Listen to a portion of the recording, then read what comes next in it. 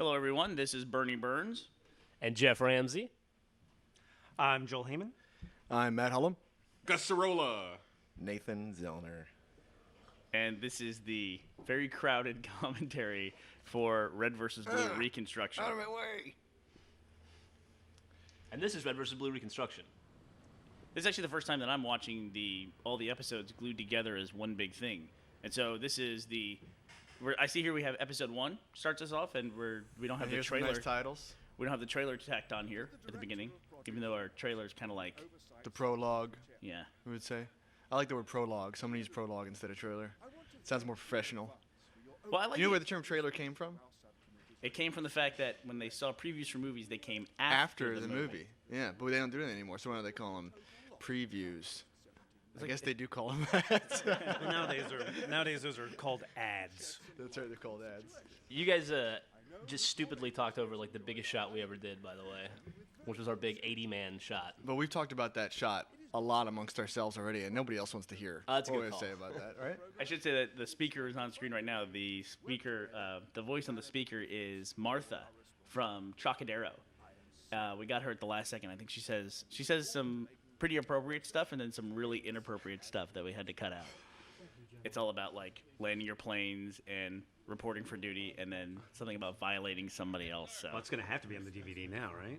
so some of the stuff makes it in, and some of the stuff I just keep at home.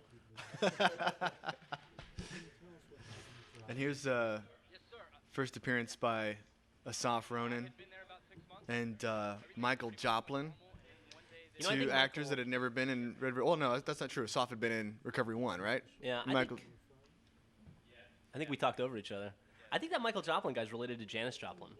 I think Were you waiting that whole time to make that joke? No, that wasn't a joke. It's true. I looked him up on IMDb.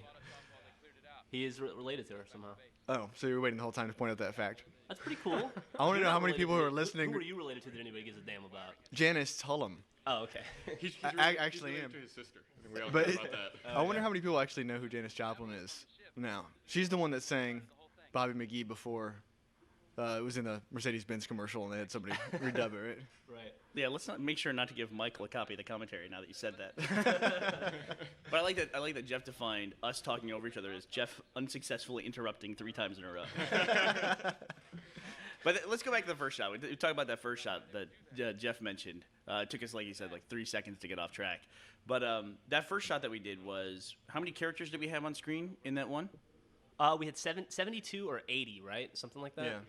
Yeah. It was a lot. We maxed out 4 boxes, right? Yeah. And we shot it multiple. How many times? Oh, we must have shot it.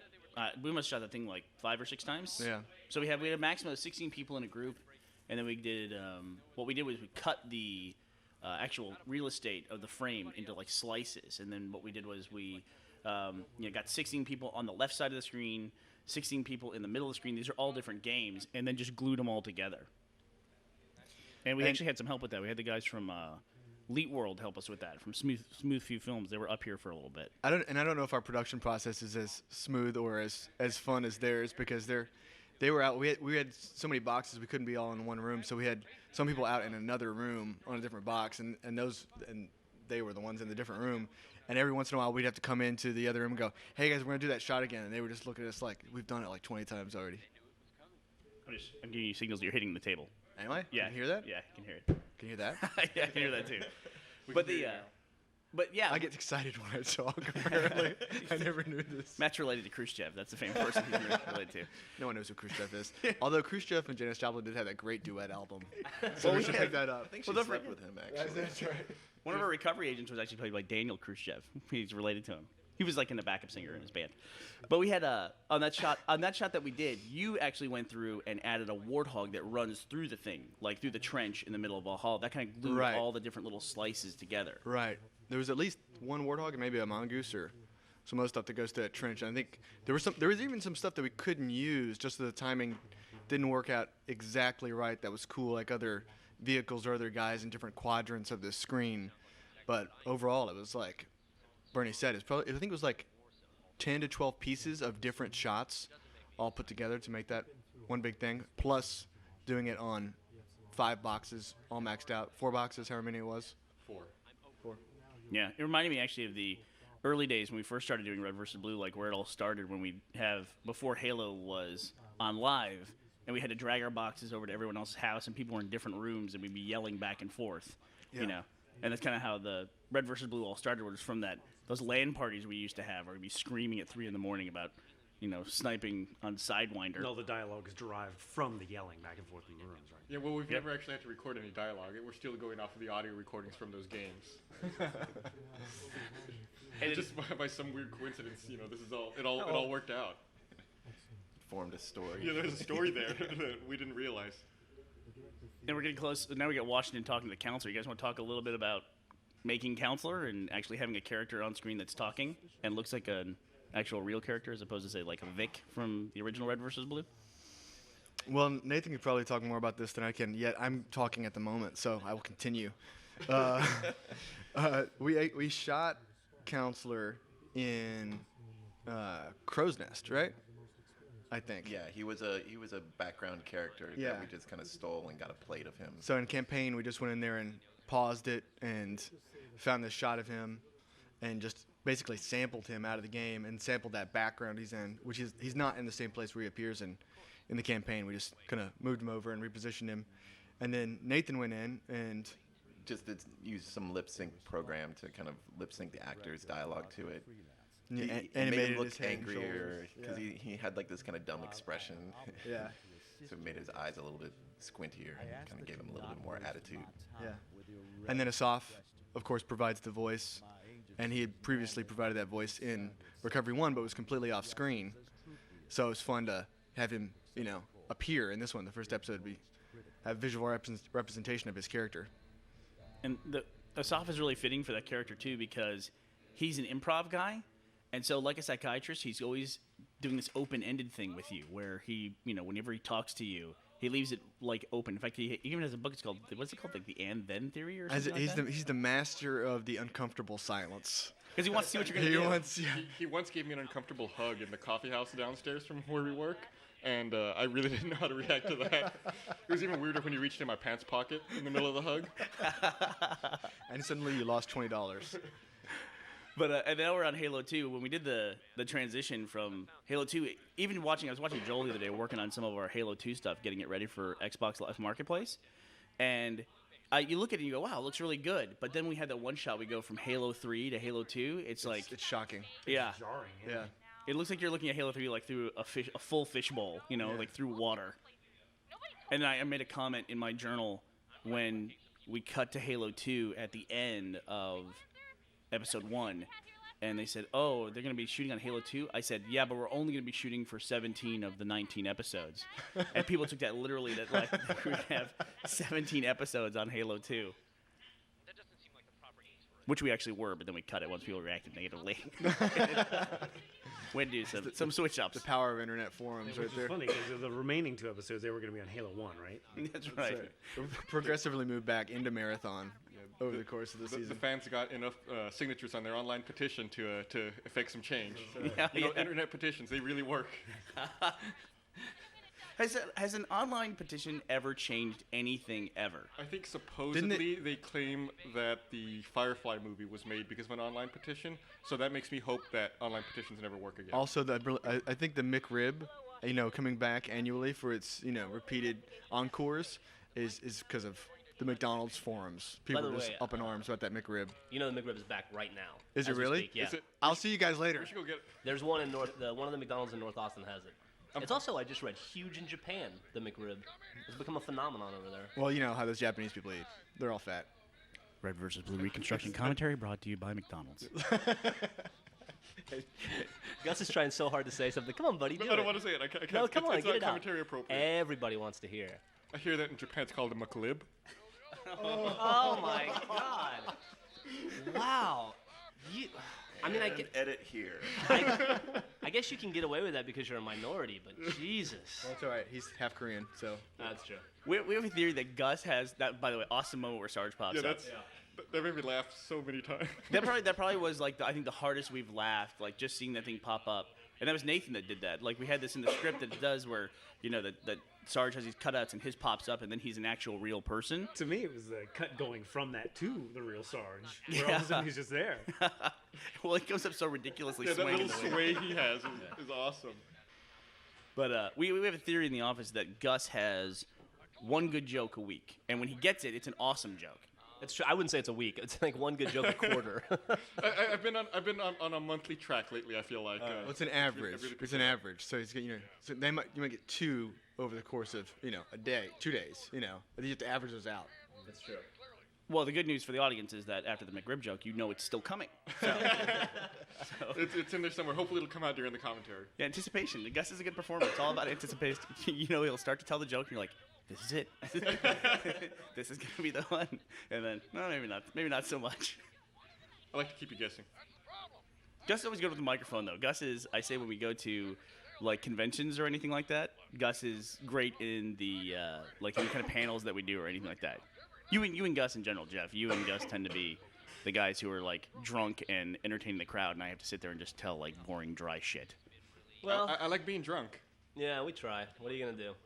I'm hungover right now. That's like Are the you afterglow really? drunk. Yeah, I've got a bit of a headache. What'd you have last night? I tried some Shiner Christmas beer. Oh, that sounds disgusting. Yeah, I didn't read the label until after I got it home, and it was brewed with peach and almonds. Oh no. Oh, man. was What gross. did peach and almonds have to do with Christmas? I don't know, but it was cool. The bottle caps all said "To You" from Shiner, like a little Christmas tag. We're making a commentary. So, hey, look at that. This commentary also brought to you by Shiner. Have a Shiner with the McRib. Actually, It's a great combo. Actually, when he calls it gross and disgusting, I don't know if it would be brought by Shiner. This portion of the Red versus Blue commentary brought to you by Anheuser-Busch. But this is, we talk about being dry and boring is one of the great reliefs that we had writing-wise, or that I liked for Reconstruction, is the fact that Church forever was like the exposition guy. Like, he'd have to stop what he was doing all through Red versus Blue, and if we ever had any plot, he was going to be the guy that had to do it. And then we just gave it all to Wash. Yeah. It's like we basically cast the plot character. And this is Ray Murphy playing Lieutenant Miller. All throughout Red vs. Blue Reconstruction, we've got new actors, voice actors that we hired in Austin, Texas that are, not the traditional Red vs. Blue characters. And we'd bring them in, and they were guys that a lot of them weren't even familiar with Red vs. Blue, had never heard of it. A couple of them had never even heard of Halo before. And most of them were professionals. Ray Murphy's got a really big, really booming voice, and he's really good at what he does. And he came in, and I think he was a little bit underwhelmed by the casting call for this place. It's like, you want me to record in a closet? What exactly am I doing? It's on the internet? Is there a McRib in this for me? And then it took us all forever to place his voice, too. He has this really deep voice, and I was like, who does he sound like? Who does he sound like? And eventually he was like, he sounds just like Optimus Prime. And we had him say some lines from Transformers, and I've got him as like my Windows startup sounds now. It's amazing. He was uncanny. He sounded just like Optimus Prime. Very impressive. We actually liked listening to him record so much we brought him back for a second session. I don't think it was even necessary. I just wanted to hear Optimus Prime talk some more. As the guy who writes the checks, I really like hearing stories like that. We just really liked him, so we brought him back. And then the chairman is played by Jack Lee, the British gentleman that you hear at the beginning of some of the episodes. And Not the British gentleman on screen right now, who's actually played by Gav. Yes. We don't want to confuse the audience with our... We use the word Litany gentleman, of so I British think characters. everyone knew him. Oh, okay. That's a good point. I hate to say this because I know he's going to hear it, but we were all extremely impressed by Gav. I mean, really, as Joe Ennis here. He nailed it. Yeah. And then this was the big entrance. We wanted to, how else are we going to possibly introduce Caboose back into the series without, starting off with a team kill? That Gav's death scream was particularly good. The why, he really nailed that. Like, I can't believe I'm being killed by a stupid guy. Like, agony. It was a nice mixture of horror and expectation. Yeah. Like I knew this was gonna happen. I was waiting for it, and damn it sure happened. And this is one of the first the first episodes where we were dealing a lot with like the theater mode of Halo. Right. I remember this one in particular was we were shifting from Halo 2 where we can shoot live, where it's a really efficient way to shoot, and we've lost some efficiency moving from Halo 2 to Halo 3. But what we've lost in efficiency, I mean, the quality goes way up because we can get shots we normally couldn't get. But whereas this shot here of Caboose, in Halo 2, we would just play a game, point the camera at Caboose, and then, usually Jeff is the guy doing all the puppeteering, or probably about 90% of the puppeteering that you see on screen. He would just go along with the waveform, and I would set up the shot. And in Halo 3, it's totally different. We have to go into a game, set this stuff up, shoot it, like write down everywhere, like the times where we're doing certain lines, and then back out of the game and go into theater mode, find that portion of it. Hope, we have all these cues that we do, like Jeff, like we do ducking in the middle of the game and things like that. Yeah. And we'll run a timer and try to log times and then hope we got what we wanted, because if we didn't, it's a hell of a challenge to go back in and create a new game and then try to reblock that stuff and get in the exact same place and match those eye lines again exactly the way they were. But I mean, eventually we got pretty good at it. I think we hit our stride around episode 7 or 8. Yeah. And started to get really comfortable with it. I thought Nathan actually summed it up pretty well. We were talking about what it's like filming with theater mode, and it's like you shoot your film, in Halo in the game mode, and it's like being on a movie set, and you make sure the lighting's great and make sure the actors are all doing what they need to do, and make sure everybody's in the right places, you got all the props and everything like that, but you don't look through the camera. And then later you're going to look through the camera, like at what your film was, and you think, oh, did I get it or did I not? Because you can have all those elements there, but something might not line up just right. Somebody's eye line might be off, or somebody might have ducked at the wrong time for what your camera movement is going to be, or what have you. And there's really no way you know until you get into the theater. But on the plus side, you can do take after take after take and get any camera setup you want. It's like, usually you talk about a movie set. If you shot a car wreck and the car like slid out of frame, just before it exploded on camera 2, you're like, oh, I guess we just can't use that. Whereas in Halo, just like, well, let's just replay it and recam it exactly. Or do you want to go inside the explosion? Let's do that. Yeah. That kind of stuff. That the increase in quality is amazing. And there was a lot of learning process and a new way of thinking. I think about shooting and doing that, because you might have a take that's like not what you expected for the camera angle that you were originally thinking, but you could just pick a different camera angle and you probably would get around whatever the problem was, but you have to be ready to be flexible, and then in your thinking, like, that changes everything else with what you're shooting. That was a big learning one. Like episode 1, I think, is a deceptively simple episode where it's just the one soldier, Henderson, talking to the counselor, which is just a blank screen when you shoot it, and it seems like that would be pretty simple, but we probably reshot every shot in that episode probably 3 or 4 times, like every single shot, just picking out like little details and trying to isolate moments and get the camera movements right and all that. We could never have done that in Halo 2. In fact, we just passed the opening to, I think it's episode 4 here, where they go to high ground and we do those sweeping shots at the beginning of every episode, and we'll see them at the beginning of the chapter points here on the DVD. But those were just we do some simple motion, like just walking up the beach. It takes the actors, or the puppeteers about 3 minutes to film that, and then like you can go through as a director and you can just go sweep through and try it over and over again until you get it right. There's one cool thing there is that with Halo 2, when you shoot live, it does make it more efficient, but when you get into action stuff, it's really tough because everybody has to perform just right to get the shot right. Whereas it's nice to kind of separate the director and the cinematographer portion of it, where let's just get the actions right, and then we can get our camera movements and all the other stuff. That can be, perfect independently. So it allows us to get really cool. When I talk about quality shots, I just don't mean the resolution. I mean like the actual, what we're able to pull off. The finessing of the camera and the composition and all that, yeah. Yeah, like the visual storytelling part. Okay, now here we are. Where we are right now is we're in the first phase of, I guess actually the second phase of Reconstruction. Like there's a lot of themes here with Reconstruction. The first one being that this takes place after the events of Halo 3, like in the universe of Halo. That's where this is meant to take place, which is after the big war with the Covenant. Now the entire universe is in this Reconstruction phase where things are weird. And that's where the director and the chairman, where their battle kind of takes place, is in that political realm. Excuse me, I have to get the door. But in that political realm that comes after, after a war, there's this big void of power. And the director and chairman are kind of these two guys that are vying for power to see, who's gonna control everything after the war with the aliens is over. And we return to the quote at the beginning of the movie is returning to the battles that we're familiar with, and that is, the political battles, the battles of bureaucracy and things like that. Now we're in the second phase of Reconstruction here, which is reconstructing the red and blue teams that we're used to from Red versus Blue. And then, of course, we'll get into another theme of Reconstruction here when we see the meta and we start to introduce the story of reconstructing the Alpha, which is what the AI are trying to use Agent Main to do. And it was fun. It was fun to bring Caboose in first, right? Because pairing up Wash with Caboose is awesome. Hey, Dan the Man just walked in. I don't want to spoil anything, though. What's up, Dan? Not much. Why don't you grab a seat and get on the mic? Talk about. There's probably one in the back. Dan, of course, is the gentleman who plays Private Donut. So you see, he was in Reconstruction after all. Yeah, he made it in. Here it is. So stop making online petitions and forum posts about it, please.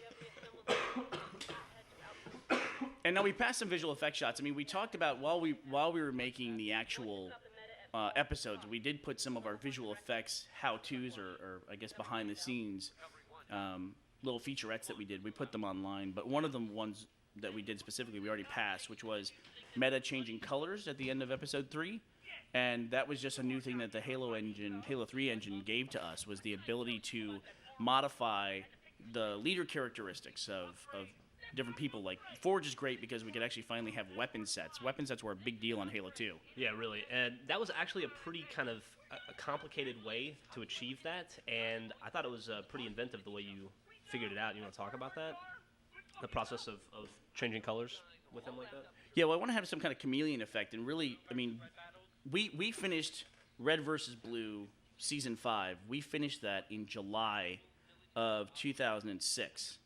Seven. July of 2007. Then in August, Halo 3 came out. And when we went from Halo 1, Gus making a face. September? Sorry, okay. Yeah. So, about 2 or 3 months after we finished working in Halo 2, Halo 3 comes out. Of course, we wanted to, be able to play it. And then we played it. But then we spent a lot of time just, figuring out the engine. Because when we moved from Halo 1 to Halo 2, we didn't have any time to spend with it. Because we kind of jumped on the opportunity to Go up there, and have an advanced look at it and, be able to put out an episode the very week that Halo 2 came out. But really, honestly, we should have spent more time in Halo 2. Working with Halo 2 and figuring it out before we started shooting in it. Yeah. And that's what we did with Reconstruction. I think it paid off. I think it really shows that we spent a lot of time figuring everything that we could do in Halo 3 and familiarizing ourselves with the maps. I mean, it's little stuff that comes in, like knowing that you can change the color of somebody as the leader and then being able to use it to change colors for a guy later. But it really paid off. Let's stop for a second and talk about what's on screen right now. Matt, you want to talk a little bit about this? Yeah, again, I'm going to, surrogate for Nathan. So, Nathan did all this stuff for the most part, right? Yeah, I forgot that I did it, actually. And I was just watching. It was like, yeah, that turned out okay. We tried a couple different ways of figuring out how to get Meta's arms to separate. And I think originally we were going to paint out his arms entirely and, replace them with arms that we animated in. Yeah, and but now I can't we didn't remember. have to do that because Bernie found that if you hold the pistols a certain way, dual wielding the pistols, and you turn his arms, is it down? I forget how you did it. What it is that we, we have the ability in the game to lower the weapons. Yeah. And so what we did was you always try to find goofy stuff. We talk about working with Halo 3. Certain weapons are held in certain ways. Like if you lower a brute shot, which you hold almost like a suitcase, what does it look like when you lower that? And then when they were experimenting and said, okay, what does it look like when we try to lower the weapons when you're dual wielding? Can we get somebody to stand with their hands at their side?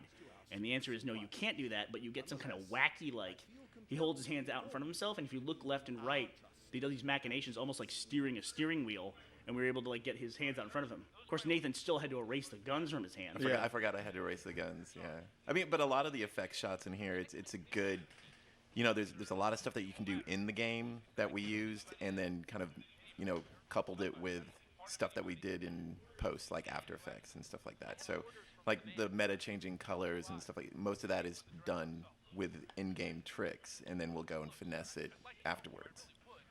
Well, luckily your experience erasing guns from E.T. Helped you out erasing guns here. Originally, you were going to put walkie-talkies in as well. That's for the next version. Like this guy here, he'll have a big walkie-talkie. Wash will have a bigger walkie-talkie. What are you saying about Wash's walkie-talkie? Church will have a sniper walkie-talkie. He has the longest antenna. I want to point out another cameo there. The recovery guard there is played by Eddie Rivas from Smooth Few Films. I can't say that. That's like an old. The name of their company is like chokes me down. It should be like a vocal exercise for actors. Smooth Few Films. Peanut butter. He's in a couple different places. He's in the very first episode too, right? Yeah, He's he's one of in- the guys that says Captain Revis over here. Yeah, it was funny because we were trying to say like who's he calling out to. Captain, we were throwing out names like Captain Smith, Captain so-and-so, and I finally said, what's your last name? He goes, Revis. I said, okay, so call it to Captain Revis. So we can't name the character after him because he interacts with somebody else named Captain Revis. That's to keep everyone confused, right? Well, Hey, where's Agent Washington? What do you think he'll do for a distraction? Who knows? Probably like, make a noise. And some of those effects that how you're talking about pay us off in 19, where it's I noticed how you have Washington interacting with the computer keyboard. Now, how did you do that, right? And it was just How did I said, good job, Matt. No. But I think what Joel's talking about is finding the animation Oh, that you where- use where he swipes the Where keyboard. Wash swipes the keyboard. That is that turned out really well, I think.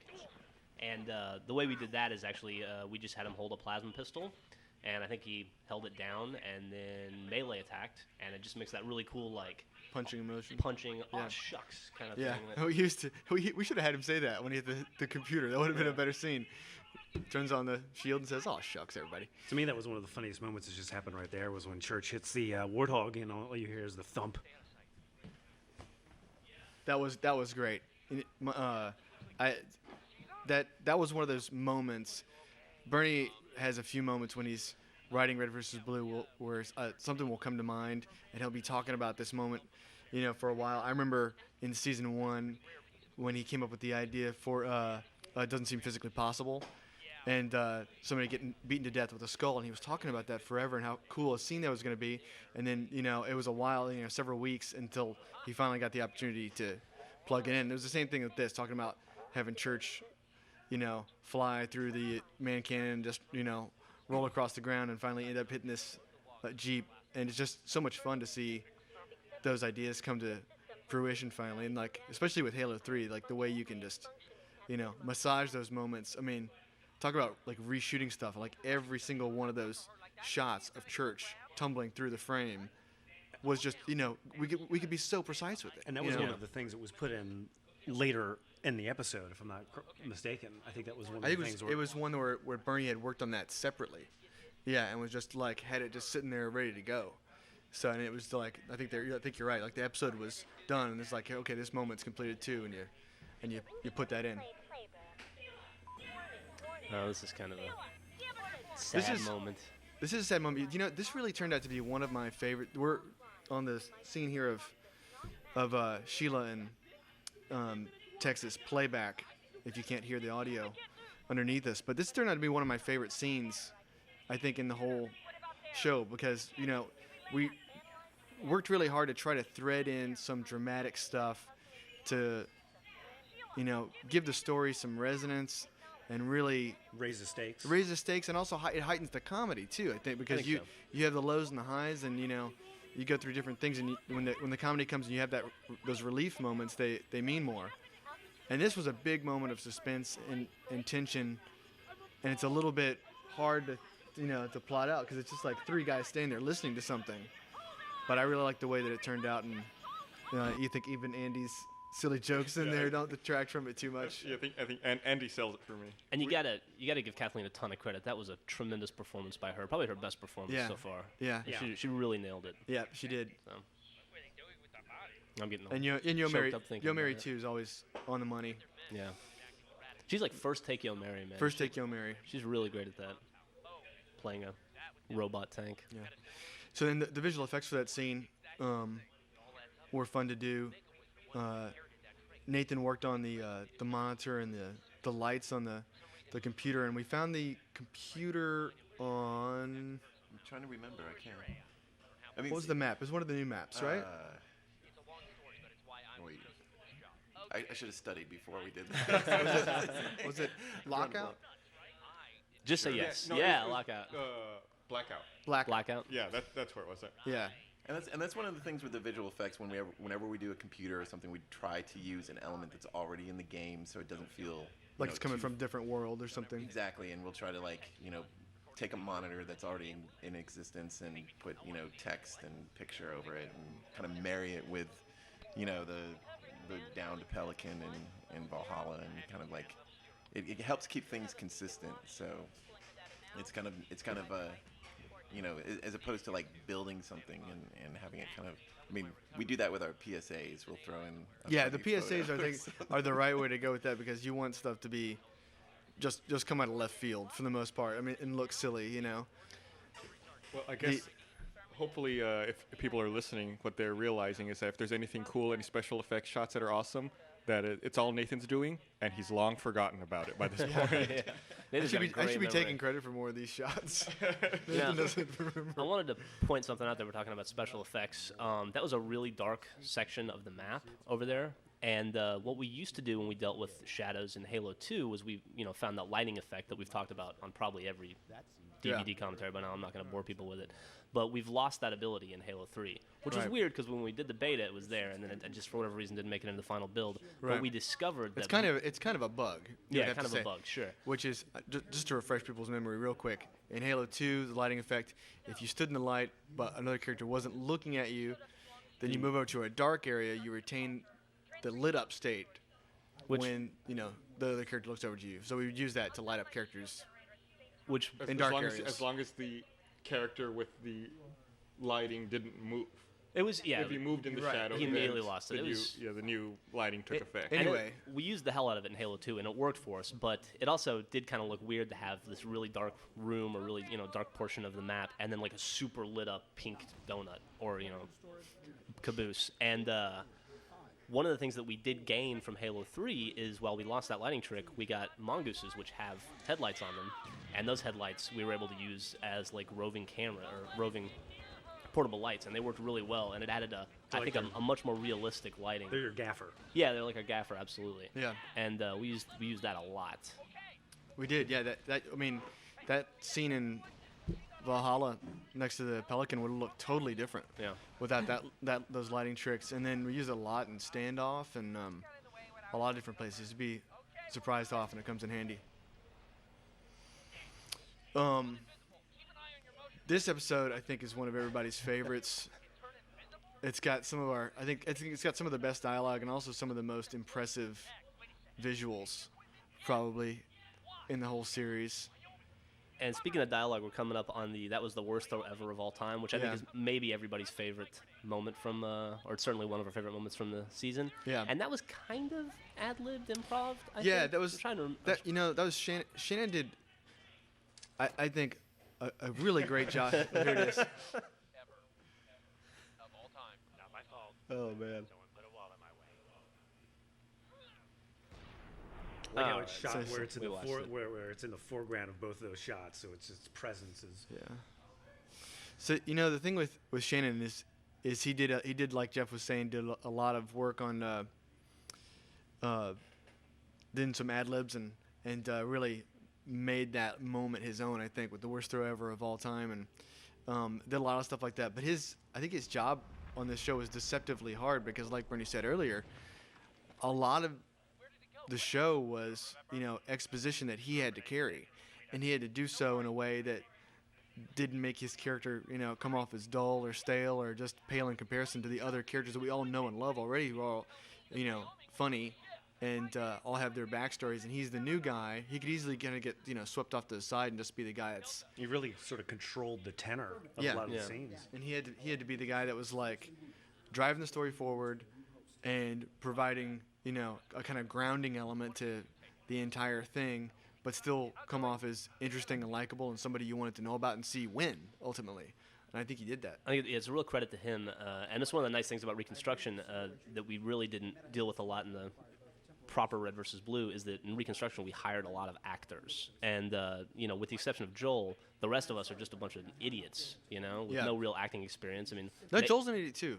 No, it's true. Just Well, an idiot actor, so it's blending. but it was nice to have guys like Jack Lee and John Reed and It Shannon. was. And to thank Joel for that as well, because Joel did a lot of work on finding Jack Lee and John Reed and some of those other guys. I to got Ray to, I got Murphy, to right? act like a casting director, which was fun. And I think also really helped in the sense that we all kind of sound alike. We're all like Well, early 30s nerdy dudes, and like Bernie and I, our voices are interchangeable a lot of the time, and it was really nice to be able to have the element of, not one of us pretending to sound like an old guy or or a gruff sergeant. a gruff sergeant. Yeah. Yeah.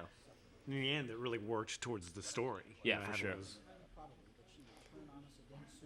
And I know we've talked about Delta a lot, but I think it's worth mentioning here that Delta's played by Mark Bellman. It's a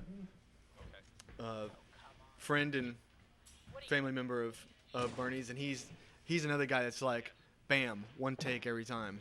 Just does, a phenomenal job and like really figured out that role, like, and adds just the right hint of emotion whenever we need it without going over too much. And, he's got a couple lines like in that, or maybe it's coming up here in the next episode, giving a pause here. He'll add just the right amount of emotional note to something, which is, usually he's got those very technical lines, but sometimes you need him to say something that's going to bring home the kind of like emotional impact of Wash's journey and remind everybody about the AI and what it's all going to mean, that it's a bigger thing than just a little holographic guy floating on screen. Yeah, and it's amazing that he's able to do that so well too, because he's like, I think he sells corporate insurance or he's a stockbroker or something. He's not an actor. He's health insurance, right? Health insurance, yeah, and he Has just that steps in, and calming- and maybe that's what it is, yeah. And anyway, I got a policy out of it, and we got a great actor. So I should jump in here and defend Mark. He is my brother-in-law, and I've known him since high school. And he's actually does have a background in performing. He's actually a singer. I don't know if you knew that or not. I didn't know that. No. And a phenomenal dresser. He is He phenomenal. is He's like snappy dresser. he's kind of like the preppy Kanye West. When Kanye West wears like the really nice like kind of Yeah. like leisure golf suits or whatever. Well, this is really going to help for the music video we're producing for them. And over here's a funny sight gag we have where we have Agent Washington. When our freelancer has been eliminated, he has to just destroy the body. And what do you say? Oh, I'm not close enough to the mic. Is that what you're saying? That's what I'm saying. And it's one of those incidents where we thought, like, how over the top can we take this? And I think we took it pretty fucking over the top when Yeah. it was all said and done. Next to, like, The- the only other thing I think we could have done is maybe crashed a Pelican on her. Which, in retrospect, maybe we should have done. Call it a nuclear strike. Yeah, but it's always a big deal. I remember this goes back to the Halo 1 stuff where it was always a very big deal to determine when are we going to use a certain weapon, And the flamethrower is like one of those weapons that kept threatening to be in Halo. It was going to be in Halo 1 that was cut. It was going to be in Halo 2 that was cut.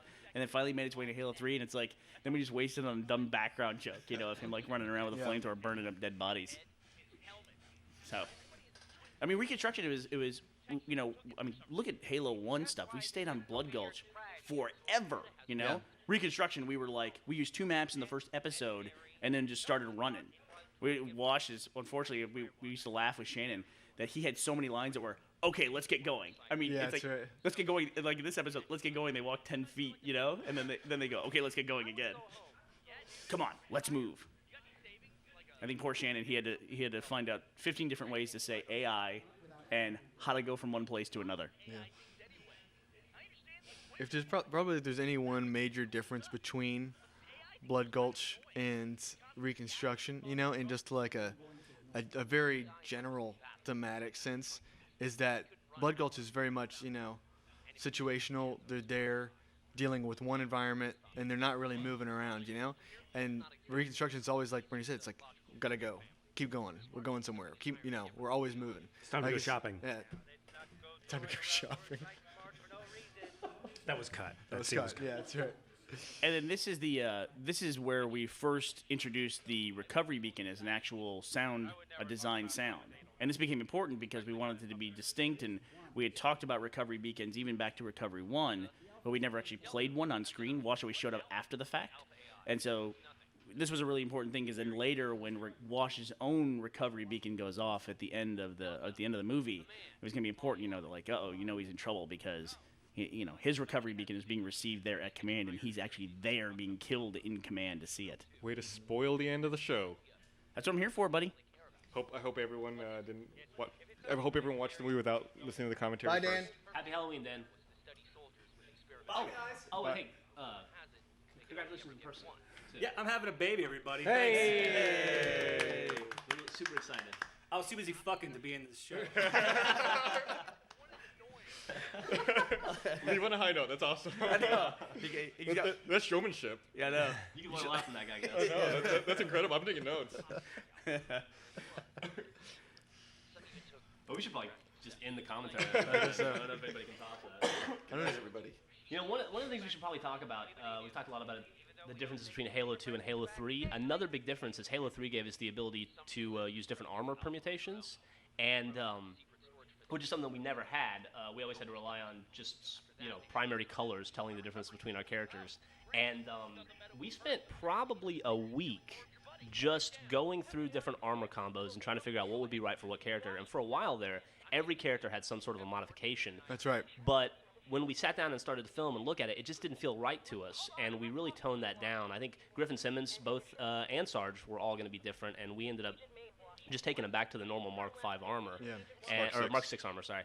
And I'm glad we did that. We gave Caboose the Mark V helmet, which for whatever reason seems so appropriate, and I'm really glad we did. It works. Built in the jokes, right? I don't know what it is. It makes me think back to the episodes on Zanzibar where they talk about Caboose being like freakishly strong and able to carry the bomb, and I feel like that helmet conveys that for some reason, because all the other helmets are sleeker and Caboose is just like some kind of hulking brute under there. I found it interesting when we finally had the ability to kind of differentiate physically the characters.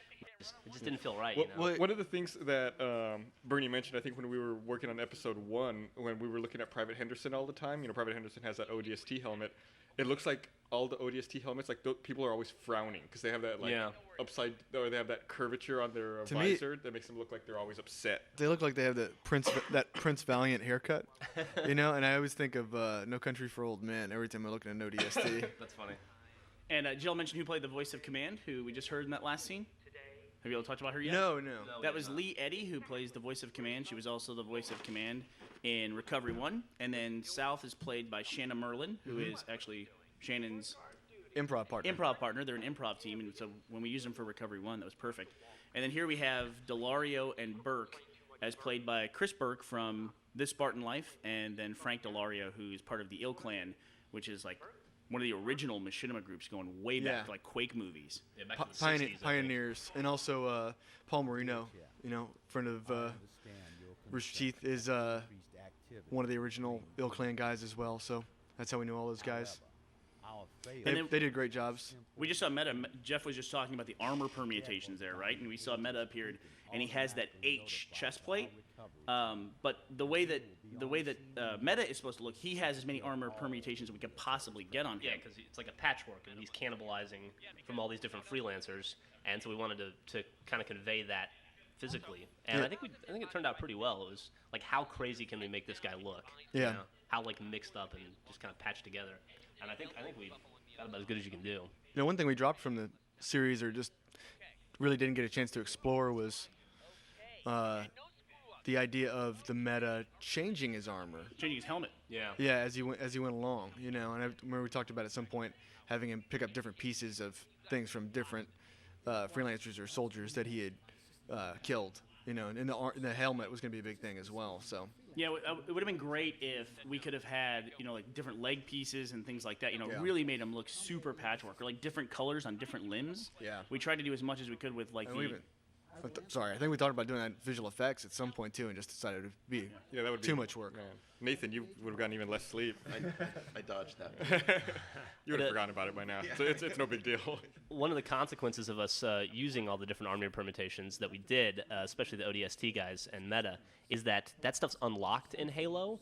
And when we sat down to start the series, we realized we had to play all those characters through different points of the game to unlock those different pieces of armor, whether it be picking up a skull or I think getting 10 experience in Xbox Live. Yeah, before we started Reconstruction, we all had homework. We all had to go home and make like 4 Xbox Live profiles and play through Halo with them, making sure to unlock certain armor permutations for all the different profiles. And that alone took about a week, I think, of just which tough, playing Halo all day long at work trying to unlock those armor combinations. It was pretty rough. I was sweating. Not only that, but some of the achievements were based on Xbox Live, which meant we had to pay for those accounts to be on Xbox Live. Yeah. So just having an extra, we have the extra account, right?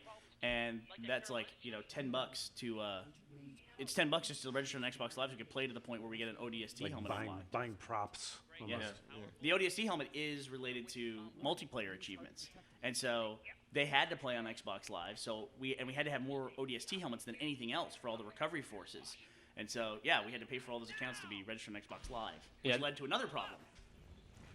You're looking at me like I know what that problem is, but I don't. Oh, I thought we were like connected here, like mentally. No, we're headed there. you and I have never been connected. No, the other problem we had was that because the accounts were on Xbox Live, people could see on Bungie.net. We couldn't turn off the ability for it to report what our games were. So people could see like what characters we had on what map, and they were figuring out what the next episode of Reconstruction was going to be, at least where it was and who was going to be in it. Yeah, we did. We definitely didn't anticipate that. For it to make sense for us, all the characters are named. We have a Caboose character and a Griff character and a Simmons character, and guys would go in and they would find our games and go, oh, well, I know that Griff is going to be in the next episode. That's going to be the Griff episode, or that's going to be the episode that Sarge is revealed. And we definitely did not expect that. Yeah, so we ended up having to name the characters incorrect names to try to throw people off. We did. I We think made in episode 4. We made one of them we Donut. Made and people thought Donut and was gonna Tucker. be We in threw them in there, just for fun. But in the end, we just ended up disconnecting all those Xboxes from the internet. Which then led to other problems. Which led to other problems, like whenever maps come out and keeping things synchronized. Like it's always a pain to get the maps to those boxes. Then we have another problem because the timestamp falls incorrect on those boxes, and if they do get connected to the internet and the timestamp updates in our recent files, in our recent films go away, and it's just all these weird cascading problems. Yeah, and then it's designed to be offline, played offline, and it would update our Bungie.net profiles with all what we had been doing, even the stuff we weren't online at the time when we did it. And then we had DRM issues where we couldn't load map pack maps because the Xboxes were offline, and we couldn't do the DRM checks to do it because we had to swap out boxes, or the accounts had purchased the maps on different boxes. So it was just a lot of weird stuff. And then here we have the reveal of the Reds, where Sarge goes off to find the Reds and suddenly appears. And then after that, we have them appear here, and we go back later and tell the story of how Sarge went around and found the Reds. And then Caboose died.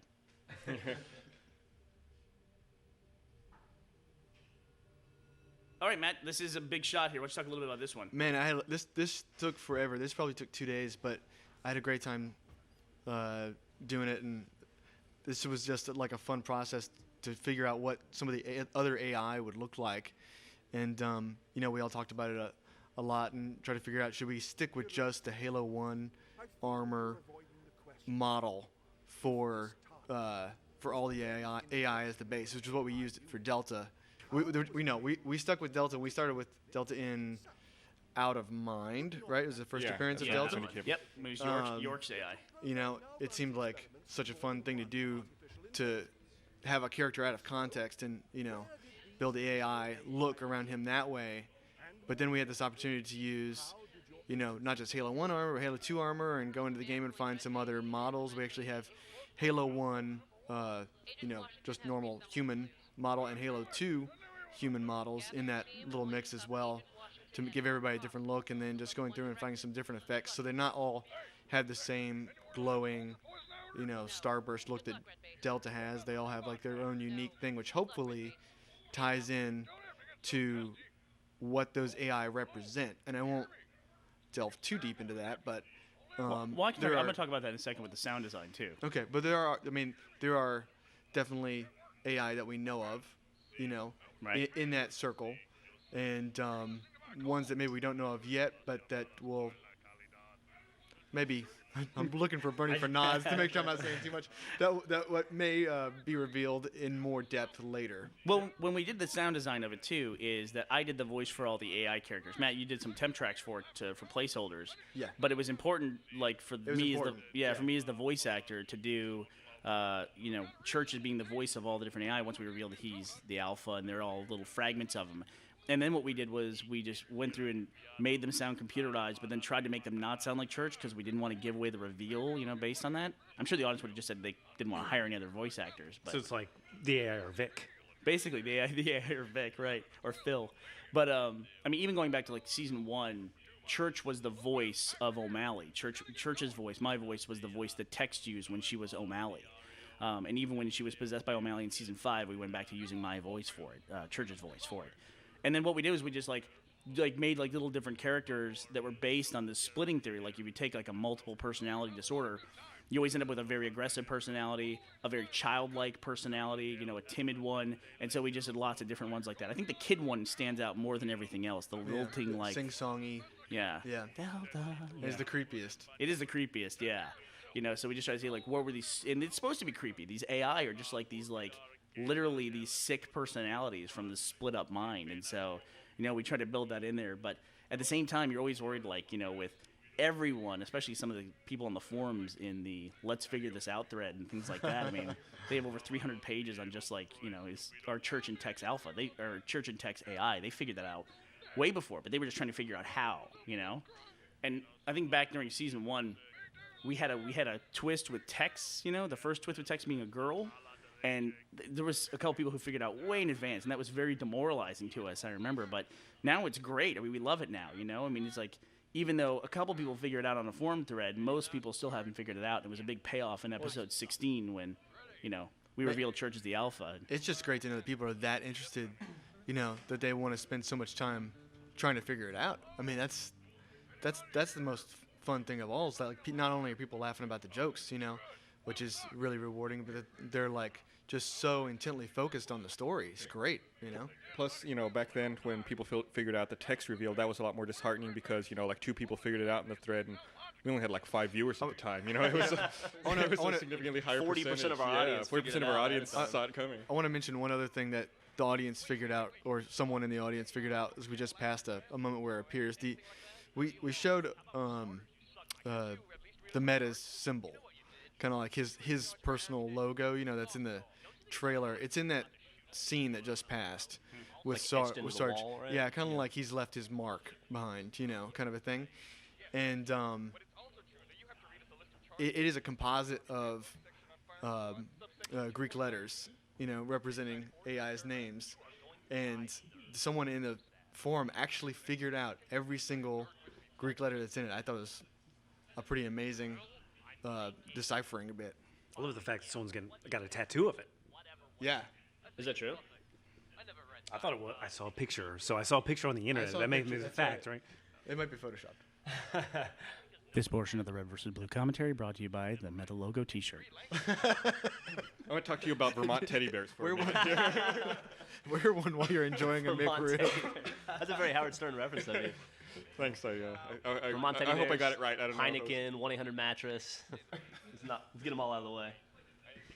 But and that went way back in the day, like when we were even doing the trailer work, doing the logo design for Reconstruction itself, and using the, mixing up all of the Greek letters. All the way back to Recovery 1. Yeah, all the way back to Recovery 1. Although Recovery 1 has some letters in it that aren't actually Greek letters, but they're just, That's true. They're just some fun stuff, you Yeah. know. But it was we went through and like mapped out all of the Greek letters and mapped out all the possible AI and what happened to every single Greek letter, knowing that some were just kind of tossed out. Some people figured out there's more states than there are Greek letters, right? So there's, there's going to be more freelancers than there are AI to pair them with. And so we went through and worked out, well, what would have happened? What are some personality traits that would have just died or would have been archived and they wouldn't have dealt with? And, And there's some stuff that didn't get a designation of a letter. And then it was fun to mix up stuff like states like North and South Carolina, North and South Dakota. Like you have the twins where one gets an AI and one doesn't. And how do they react to that? It's like a horrible experiment. And then you have the opposite, which is you take two twin AI, put them in one person, which was the North Carolina, South Carolina. And Carolina ended up dying, which I think Carolina was referenced in Out of Mind, right? I think so, yeah. Yeah, Tex and York have a conversation about Carolina. I had to start a spreadsheet at one point to keep up with who all the AI were, because there were those, weird combinations like, or not AI, but freelancers, and then who their AI might, would have been and where they crossed paths and stuff like that. Well, that needs to be a poster. Actually, Funny you mentioned that. this portion of the commentary brought to you by that in the poster. margin. What the hell is going on? By a future poster. And we didn't mention it. We mentioned some AI. We mentioned Carolina again in this. And we mentioned some AI that, we didn't ever do anything else with besides just kind of briefly mention them. So it's, it's an idea for something we have coming down the road. And there was a fun shot here when Sarge comes and interrupts the execution, and that was a really fun slide to do. With it's nice to be able. There's no way in Halo 2 or Halo 1 we could have pulled off the slide and had the camera follow the Warthog. Oh yeah. There's absolutely no way. That's one of those you get to shoot 20 times until you get it absolutely perfect. So much fun. I think this is the last time, coming up right here, we're in Halo 2. This might be the last time I heard Bernie tell me this was the last time we're filming in Halo 2. Which, about once every 2 weeks, Bernie goes, okay, fire up Halo 2. And I go, no, we shoot in Halo 3 now. And he goes, no, this is the last time. I promise. Seriously. The very last time we're ever going to shoot Halo 2. And then 2 weeks later, we do it again. And I have no faith that we won't be in Halo 2 again, like, in a month. And that is all we have done. I almost don't want to show them the schedule for today. We're shooting in Halo 2, a deleted scene. Hey, doing that for commentary. I think we should mention back in that last scene on Rat's Nest. That was Ben's scene, wasn't it? Young Benjamin? Yeah. Yeah, that was Yeah. Ben's scene, yeah. So Ben's our web developer, web designer, and he had a scene in that and did a great job. Another Brit. Another Brit. We're getting overrun. We are. It's a British invasion at Rooster Teeth. Yeah, it's Jack Lee who played the chairman, and Gavino who played Private Joe Ennis, and then there we have what's the name of? We never actually officially named it the character. I think Ben named it himself to put it on IMDb, but Yeah, he did an awesome job. I mean, Yeah. he, Yeah, he really did. we would just have people do lines that we knew and turn them in, and we had a nice thing for Reconstruction where we could get like 4 or 5 voice actors per part to just like submit lines and do them, and then we just pick whoever was the best fit for that particular one. For chairman and director, we must have auditioned 30 people. But like with actually Yeah, bringing we them actually cast someone different as chairman originally, in. Yeah. That's a good and call. we had all of episode 1 completed, and we thought, this just isn't. It's not 100%, and it wasn't because the guy was a bad actor. He was a great actor. He did a great job, and he's done some other stuff with us that's comedy stuff, or shot some comedy stuff with us. He's a really funny, really great actor, but it just didn't gel for whatever reason. And then Well, we I ended up think- finding Jack Lee, and he just knocked it out of the park. It was kind of the same deal with Lieutenant Miller. Also, I remember that it took us a long time to find did. our voice actor for that, and I think, man, I think there was a lot of discussion over that one. Yeah. Yeah, I had a friend, Rob Latchaw, that we brought in here, and he was, his voice was perfect. Like, he's like that drill sergeant type voice, but then He sounds like he's got tobacco in his mouth, no matter what And sometimes all the time. Was it a lot of guys being similar to Sarge? yeah. I remember it's actually Joel. Remember Joel really campaigned for Ray Murphy to play Lieutenant Miller. He's exactly right. You know what I mean? So when he got in the booth, Ray had that booming like radio announcer voice. I mean, almost in a way overpowered like all of us.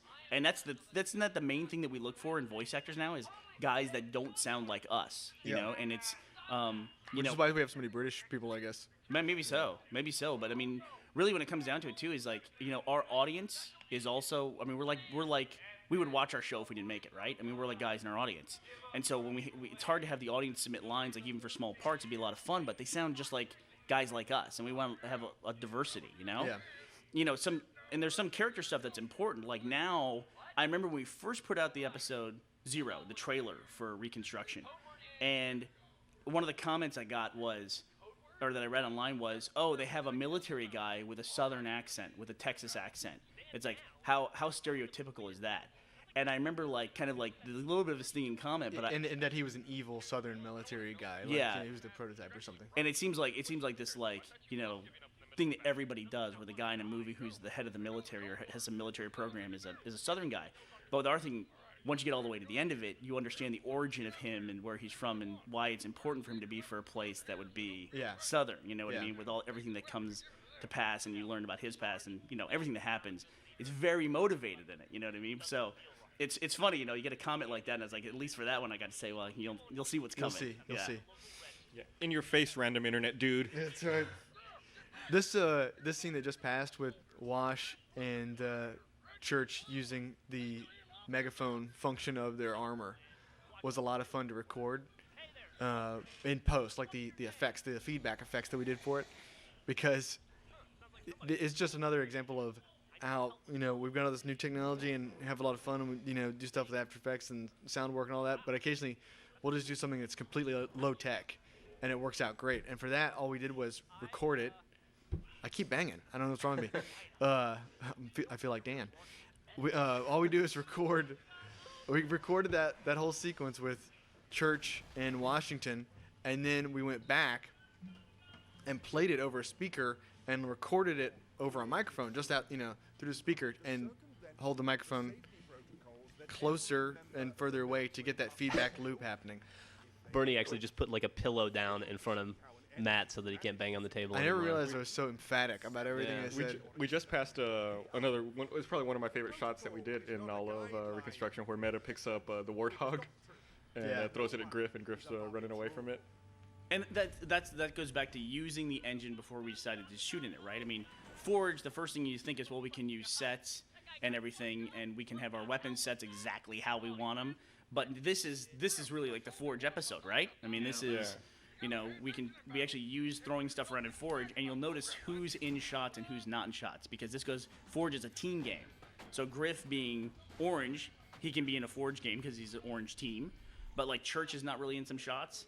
Even Simmons here is really red, but we ran him in a shadow so he looks maroon. Right for that one? What a maroon. What a maroon. So to make Simmons darker, we ran him into shadows. And but here's going back to talking about Halo 3 stuff as well. Something we got back from Halo 3 that we lost in Halo 2 is evident in this shot here, which is all the vehicles have lights again, which is awesome for us because then we can have portable lighting. You talk about this already? Yeah, we talked so about far it in a behind bit, the times, yeah. Okay. But it's true. There's a mongoose at the back end of that room because it's a very dark room, and you can kind of see the subtle lighting effects on the characters, as was previously discussed in this commentary. There's even more subtle effects that went on in this episode. Man, this is the Gus kissing Nathan's ass commentary, but there's a lot of painting out of little blue dots in this Forge episode. Oh, right. That's a good call because all items in Forge have that little blue teardrop on it. I actually do get credit for some of those this time. It was a team effort. That's right. Because there was a lot of little blue dots floating. There were a lot of little blue actually, dots. a few of those little blue dots might have made it into the episode. See if you can find them. We'll give you a cookie. That's right. Every time you see one, Watch take it a frame drink. by frame. Yeah. That one right there, actually, What? the orb from Forge. Oh, Guilty Spark? Guilty, yeah, thank you. The Guilty Spark actually made it into that last shot of the warthog flying by, and Nathan was the one that painted that out. Oh, that man, must I have taken forgot about forever. that. yeah. Same here. I just forget about them, so I never have. So I don't It's like going through It's that birth. jarring. Like you don't want. You're trying to repress it. Nathan, you're kind of like a goldfish. You get like a 30-second memory. No, it's a 1,000-yard stare after doing all these shots. Painting out little dots, you kind of zone out for a little bit. Sure. By the time you get to work in the morning, do you remember what you were doing? Like why you left your house? I forgot I worked here, actually. That last shot with Meta, or with Wash firing the turret at Meta. Super slow motion one. Yeah, we didn't want to overdo like some of the stuff with Meta. We know Meta has all these powers, but if we just kept using basically the equipment over and over again, they would just, it'd have been too much. So like the subtle thing there that I thought was great was that was actually Matt that shot that. Was we did the time slowdown, was like Meta slowing down time. He's working in normal speed there, and we also see his like chameleon effect failing him as well. Yeah, like the idea that he's lost a little bit of steam in this battle, getting whooped on by Wash with that turret, and finally his powers start to fail. The chameleon effect goes away, and then he loses his control of the time warp and has to take off. Yeah, it's an indication he's in trouble. This may not seem like anything special, this scene, but for whatever reason, it was one of the hardest for us to film, I remember, and it's because it's such a tight space up there, and you can't see it, but we also have a mongoose up there lighting the guys, and it was just so hard to get the blocking down and to make room for everybody because you've got the hidden mongoose, the director, and like 7 characters up there, and then trying to get Caboose to fall in the same place every time was... Oh man, I remember it was a real challenge, to use Bernie's favorite adjective. I haven't used it once. Thank you that's very the much. second. That's the second time Jeff's used it. Actually, Is it? Yeah. I'm taking over. We should make a challenge drinking game anytime someone listens to the commentary. And then later on in this scene, we have old school Ghost Church right here. Yeah. So then we had Church's body, and then another church. So we made it even more crowded up there. And then we had some guy in the forum. I mean, you have these moments all the time where the audience is like trying to guess how you did something, and they came up with a much better way for doing stuff than we were using. It was like a light bulb going off. And some guy said, "Oh yeah, to do Ghost Church, they probably just use poor camo, which is now available in Halo 3." And I thought, son of a bitch, we could use poor camo. And we did that after Yeah, we that. started to at the end. It's a little tricky. You got to be careful because sometimes it looks, if you have the wrong background, it looks kind of like that Predator Right. invisibility, Get that, but that glimmer. Yeah, but it's shimmer still to it, yeah. so much easier than doing Yeah. it the way we do it. Yeah, we just tested it you and I tested it for about a couple days and tried to see where we could use it, and then I think on Valhalla shots we used it a lot. So it it was nice. It was nice. Sometimes you get that from the audience, like a super easy way to do it. The ability to drop weapons in Halo 2 came from the audience as well. Yeah. Which is nice. I thought you were going to say about somebody pointing stuff out on the forum that in that scene where they're all up there on the ledge, there was an error of the director character being in the shot. Yeah. And it got pointed out within like the first 2 minutes. It was up, and we corrected it. But that seems to be my Achilles heel. Whenever I shoot something, I always leave a character in the shot somewhere. By the way, That's been guys- going back since season 1 or 2, right? I don't know if you noticed, but this is the last time we're ever going to use Halo 2 right here. I like good to see Wash's. it. I like Wash's line, his delivery of the freelancer power activate line there. I think Shannon nailed it. Yeah, he did a good job. I think that's a Shane and ad-lib, wasn't it? I think so, It yeah. was a Jeff Adlib. Oh, was it you? Yeah. Jeff ad-lib? Okay. Nice. He took credit for it in his featurette. Just so We you also know. had a great couple takes of Shannon doing the entire thing in a Clint Eastwood voice. Yeah, like a Dirty Harry voice, Yeah, which was very Which is funny. really We should- funny. Maybe that'll make the DVD. maybe so. Maybe it already has. Maybe it has. Check now and see. Then come back to the commentary and tell us. And that's from this writing note. That's the first time we hear the memory is the key, which then becomes important for Epsilon, but then also Alpha's memories, and then later you find out memory being the key in the final epilogue. You know, find out how important memory is and what really memory means to this whole series. This is the last time we we share shooting Halo Halo 2. I promise. And that's one of the DLC maps from Halo 2, one of the last ones that came out. That's Tombstone is what it's called. It's really hang 'em high, but I guess to differentiate, you gotta give it the new name. But the scene that you were talking about before was actually where director appeared in the shot. That was when Caboose was knocked out. Yes. And so the thing that people talked a lot about was who knocked him out. It's when Meta discovers him, and we had the director kind of moving out of the shot, and people thought because the person was moving too that it was a character in there, but it was just an honest mistake. Just an honest mistake. We have a few of those. And should I say- dishonest ones too. That's right. You know, I just realized just now after all this time, we had that shot where Meta creeps up on Caboose right there. That's the same spot we had O'Malley creep up on, was it Tex? In like season 3 or season 4. Was that intentional? Yeah. Was that like a nod to that? No, actually, the one you're talking about is up by the windmill, but yeah, it's basically the same place. It's where the It's very, Tex. very close. I mean, just Yeah. different. It's Halo 2 versus Halo 3, but it's very, very close proximity. Right, and that was actually a misdirect because you thought it was the Great Destroyer creeping up, but it wasn't. It was but yeah, that's exactly the same place. I mean, Last Resort is still there from Halo 2 to Halo 3, which it's nice because you can build on the story too. Like the Blues are actually helpful now to Washington because they know where a power station is and they know where Meta might go nearby. A lot of times we'll take maps and we'll just glue them together, like one bigger map. Like Command is made out of Standoff, the Pit, part of High Ground, Cold Storage, and Foundry. That's like the whole Command complex. And then, of course, Blood Gulch was Blood Gulch, and then we put Waterworks on it. And Gav was telling me the other day, and I think the same way too, it's hard for me to think about Waterworks and not imagine it underneath Blood Gulch now. Yeah. Not as being some freestanding map. It seems like such a natural connection. It is really hard to once you make those connections in the story, remember that they're not together. And when we're shooting stuff, sometimes we'll think, okay, we got this scene to shoot, so we'll just knock it out right here, and then we'll get to a certain point and go, oh wait a minute, we need to load into a different map, entirely. And it's like your brain doesn't work that way. You just think you're all in the same place. I kind of made a connection like that the other day when we were filming 19. We were on Standoff, and we were filming the scene where Caboose drives off into the wherever. He drives off that cliff, and I started to notice that the background out there looks so much like Blood Gulch to me. I tried to find where Blood Gulch could be on the map, and I think I nailed it. I should show you later. Really? But now in my head, Standoff and Blood Gulch are connected. Interesting. Yeah. And we also found that Standoff and High Ground Right. are connected if you look across the water. Yeah, if you stand on the beach on High Ground and you look across the lake, it looks like you can see Standoff. And that's just one of those things we do in our experimentation is just look and see what environments look like other environments. Yeah. Like they can be part of it. And we were going to do that at one point of Have them go indicating, across, just because we thought it was so cool that Bungie built in 2 environments and Standoff was not an original map pack. Right. So, That was the first download pack, right? well, High Ground goes all the way back to the beta, yeah. So it was one of the first maps. Yeah. And then, the standoff was in that first map pack that came out at Christmas. And, but it looks like you can see standoff from High Ground. I thought that was cool. Yeah. And when we talked about, Jeff was just talking about working on standoff, when we had scripted the drive, when they're driving away from the command complex, I thought we might be able to make it all work on standoff, but we talked about driving through High Ground, driving through different maps. But, it's kind of funny when you think about, like, when you try to plot out in your head, like, writing episodes or, we talked about shooting stuff, like, what's the map of the whole red versus blue world? Like, what does it look like? And, like, Last Resort is one of these things that's not connected to anything else. It's just like a big circle, like, we go here. And, there's no indication of how we get there or anything like that. Even Blood Gulch.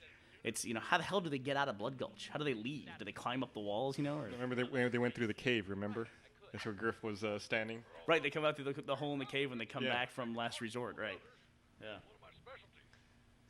What's the swamp level in Halo 2 called? Do you remember? Backwater? Backwash. Backwash? Yeah. Yeah. To me, Guardian and Backwash are the same map too. Like Guardian's above Backwash. Like I imagine Backwash to be the floor. I could see That that. makes sense. Yeah, and like Guardian is like like the Ewoks, city in the trees kind of thing. Spoiler. Sorry about that. No, but it's true. I mean, if you think about them, like the way they look, it's they only have so many environments they can work with. You know? Like to me, Sand Trap is snowbound with the snow melts. But what was the one we actually talked about that did look like that? There was that something looked like Sidewinder if the snow melted.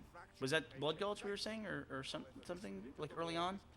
We're saying that one map looks like another map, but just in a different time of the year. And we talked about that maybe doing different seasonal stuff on there. Was that a Halo PC map, maybe? I don't know, but I mean the maps do. I mean the environments are such a big part of what we do. I mean obviously the environment affects how we write, just the environment of the game. So the actual environments within that environment are critical as well. And remember there was a point in time where we had worked out standoff looks like a command structure. It looked like that's what we wanted to use, but there was a debate for where are we going to place these guys, and we thought standoff was like the mini Blood Gulch once it came out. We're like, okay, we're going to get the red versus blue guys and station them in standoff. But the lighting is just so inappropriate, for doing an ongoing series in standoff. It's like the inside lighting is so harsh. It's cool, but it's just kind of harsh. And then it's always that sunset lighting too, which I think after you looked at for a while, you would have the feeling time is not passing at all there. Yeah, it's like you're shooting in Alaska all the time or something, right? Right. And the inside is super cool looking around all the computers and the terminals and stuff, but we had to use mongooses to film in there because it's like the harshness of the lighting between where that big light comes down to like just right next to it. It's like they go completely dark. It's really strange. You don't really feel it when you're playing the game, but when you're watching it back, it's dramatic. But there was a point in time when we actually talked about changing from standoff if we wanted to use standoff for the guys being stationed there at the end of the episode. Then we can't use it for command, and we talked about using Sidewinder for command since it was in Halo 1 and it was in Halo 3 as well, and we could use those maps. Like if we're going to do anything with command ever again, we've got to do it in Halo 3, like even a flashback or something like that. Right. So we thought about tying it into Sidewinder once they put out Avalanche for Halo 3, but that was only a few moments that we did that. And we'll talk about that in a little bit when we get to standoff, but one of the reasons for that was, you can write stuff and you can only experiment so far. We got caught really off guard when the guys go to standoff because they all load in that tank together. And we said, okay, let's go shoot on standoff. And god damn it, you can't get a tank on standoff. Yeah. And that surprised us, that totally changed that episode. Like we had to change the scene from being at the gate on standoff. We had to change that to being on high ground and faking that as a part of standoff. Like a part of high ground we didn't show in the church episodes. This gives me a flashback to Recovery 1 and the end of the first episode of Recovery 1 where I had, air quotes, forgotten to shoot Wyoming leaving on the Banshee. And Bernie looked at me and was like, you forgot, Banshee, what happened? And I was like, oh, man. And then we went and looked on the map. You can't get a Banshee on that map, Right. And it's stuff like that. Like you plot in, you script in, but you can never be 100% sure on every single one of those little details, It was a lot more difficult in Halo 2, though, because there were times when we just could not find the right weapon set. That's especially true. involving the sword. It was very difficult. I remember we were shooting, I want to say 99 and 100. There was stuff we did with with the sword, and we needed some other weapons at the same time that just you could not get them at the same time. I think it was like trying to get the shotgun, the sword, the SMG, and the battle rifle together was almost impossible. It's not. Or maybe it impossible. was impossible. Yeah. I think it was mainly the SMG and the sword. Yeah. And Griff carried an SMG at that point in time. No, there was definitely a point at which we switched everybody to battle rifles. You know, it's like no more SMGs. Everybody's got a battle rifle. It's funny now. It's like we were shooting the other day, and we loaded into the map, and Jeff was like, "Okay, follow me." And I followed Jeff with my character, and we come around a corner, and there's a prop table, and he has a prop table all set out with every weapon that we may need now. You know? Yeah, it's one of the preparation things we do. Bernie and I do before every episode. We look at what we're gonna need on that map for that episode, and then what are you guys laughing at? Great. We're laughing at the church falling down. And we sit down and we reforge the map for every episode and change the stuff around, and then we have to find creative ways to hide the weapons. Like we were looking at Valhalla earlier, there was a nice shot on the waterfall. That's where I hide all my weapons in Valhalla. Yes, you know, great. so nobody sees them. It's it's funny. This is such a visually effects rich DVD. It's almost like you're gonna need a commentary, just Nathan and Matt talking every other shot. So much stuff. Yeah, Nathan's forgotten everything. I'm watching it for the first time right now. Man, that Hornet is such a cool vehicle. It was so much fun to shoot with. Yeah. I wish we could use it more because it looks so awesome. And I don't think outside the campaign, I don't think I've ever used it in Halo. Yeah. Like, people just don't use them, you know? I think they actually had to power it down because it was so overpowered in one of the updates they had to do it. This is Nathan. Oh, that is you, Nathan.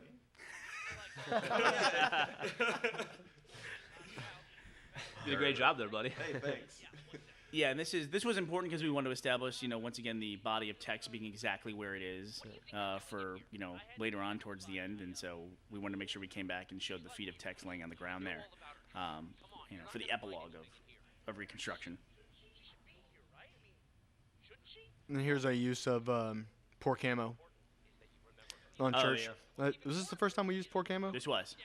I like this moment too because you think Wash is about to get sympathetic with church and say, hey, I understand we've all lost people. And then he says, stay the fuck out of my way and quit wasting my time. And this is you can see the poor camo here. Now, what we could do is we could have characters going in front of church, explosions going on behind them, and we didn't have to do any visual effects work in this particular shot. Which Nathan was happy about.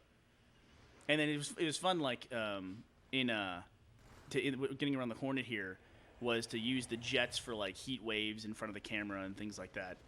This was a thing where we blocked this, Jeff. How many times did we? How many different ways were we gonna kill this Hornet? God, we had like 7 or 8 that we did. We tested a bunch, and then we liked every one of them, and it was just a matter of like, I guess, trying to pick our favorite. But we were gonna have we did a lot of stuff. We had Wash go through the man cannon and land on him and board him. Yep. We had Laser. We had grenades. We settled on this, which is where he shoots the fusion coil up and then shoots it just as it reaches the Hornet. Look at that damage! It's so awesome. The game is so awesome. And now I think my 3-year-old is here. But the thing about this was that I want to point out something here that was actually an inspired moment from the Halo community. Like, the reason that is written in is that's actually one of the Bungie favorites, was where that happened in a game. A guy was running out in the middle of Valhalla and got killed by a fusion coil. And he's like, how the hell did that happen? He was able to go back in theater mode and see how he died. He wanted to figure it out. And he saw a fusion coil came into the grav lift and hit him. And he's like, what are the chances of that? But then he saw no one was up there by the fusion coil and hit it. And it was a random warthog driving by that shot it. It rolled in and killed him. And it made Bungie favorites. And I'm sure the guy got recon armor for it too as well. So it's kind of a nod to something that actually happened in the game. It's also why Caboose is going to be killed by a traffic cone in the next season.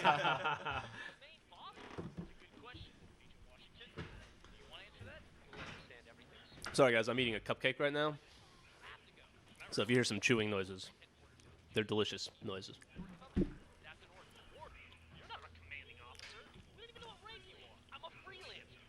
In terms of the geography, it's funny going back to that. There could be a potential connection between Valhalla and Standoff that maybe we haven't gotten to yet, but maybe an Easter egg on the DVD. Is there? Could be. Okay. There you go. Word according to Joel. How's that cupcake? It's so good, dude. I'm hungry. I want a McRib. There's a cupcake right there. Also, I would love some McDonald's French fries. I'm loving it. Cha-ching. was like one of my favorite effects in the entire thing was a church body falling off the cliff. Well, where you it know was what- like frozen. Talking about that, one of the things I'd never thought about until we're sitting down here and watching it all back to back is I never realized how much that's like almost like the reverse of the Sarge gag. Sarge comes like bolting up into the screen, and it's just like church falls backwards. It's like kind of like the same joke. But The same he kind of, mechanic. in both cases, they kind of there's a subtle Yeah. wobble or rocking that kind of for me sells it a little bit more. Yeah, I mean, And then it picks up momentum as he falls off. It feels kind of. I think when you first showed us that effect when we were the church falling effect when we were making this episode, I think it derailed production for probably half an hour because everyone just kept replaying it and laughing their ass off. Yeah, it was one of those moments where like we first saw it, and then we're like, okay, Gus, you got to come watch this, and then no, Matt, you've got to come watch this, and everybody probably watched it 10 times before it was all said and done. It's funny. It's one of those obvious things, but one of maybe not the obvious things was like the mud splatter on the lens, which yeah. you may not even be conscious of. We passed by that pretty briefly. That's at the beginning of the big chase scene back there with the two warthogs running around. Nathan put in some mud splatter on the lens. I thought it turned out really natural. Yeah, not too bad. Just found some stock footage of mud, basically. But at the beginning of the week, Matt and I will usually talk to Bernie, and he'll say, okay, for this episode, I have these shots in mind, and then we have to go back and go, okay, how are we going to do that? What are we? Okay, that sounds really cool, and then we take a little break and figure out how we're actually going to physically do that, or what plates we need, or what elements we need to gather, and such. It's a lot of fun to watch that process because Bernie will come to you and he'll say, I'm going to stop time in this episode, and then I want to go 360 degrees around the rocket. Can you guys do that? And you guys both have this blank stare for a second. You go, yeah, okay. And They look at each you other. just put your heads down and you're like, I can tell you guys are like, how the hell am I going to pull this off? They look at each other and then go to another room and mutter to Sometimes each Matt will other. go, really? Well, I gotta defend myself a little bit. Is that back in the early days of like season 1, Halo 1 stuff, I did all the visual effects, and they weren't good. You know what I mean? They were just kind of like faking stuff, like the bombing run on the tank in episode 8 of season 1. I usually don't put in a visual effect that I don't think I can fake in the game, but that means it's like I know that you guys can do it way better. But there are occasional ones where I'm like, can this be done or whatever. A good example of that is like in the last episode of Reconstruction, the EMP. I wrote the EMP in, and Matt goes, how you can do the EMP? And it's like, well, I'm hoping you guys can do like a wave that comes across the screen or whatever. But if not, we can fake it. You know what I mean? I had an idea in my head for how I'd be able to fake it, Yeah. And, like our version, me and Jeff doing Epitaph shutting off would have looked so much worse than your version of Epitaph shutting off. But, the pulse at the end with the going by the cars and the fuzz. That stuff looks amazing, and that's all Halo. And that's all Halo. And that's the idea that I had in my head for how we were going to do it. But I knew that you guys could take it and do it better. And if we had more time, you guys could have done like this like cool like blurry wave coming across the screen. So That's for the special edition re-release, the Lucas version of Brought to you by the Reconstruction. McRib. Brought to you and Lucasfilm. With all the See you at Lucasfilm walkie-talkies today. for guns. While you do McRib. If it's walkie-talkies for guns. Jar Jar is caboose. the one exception to that is any kind of display or screen. I'm like, fuck it, they can do it. I'll write in whatever. If it's a display, it's like, yeah, fuck them. They can handle it. And then like, you guys actually come up though with your own visual effects like that aren't in the script.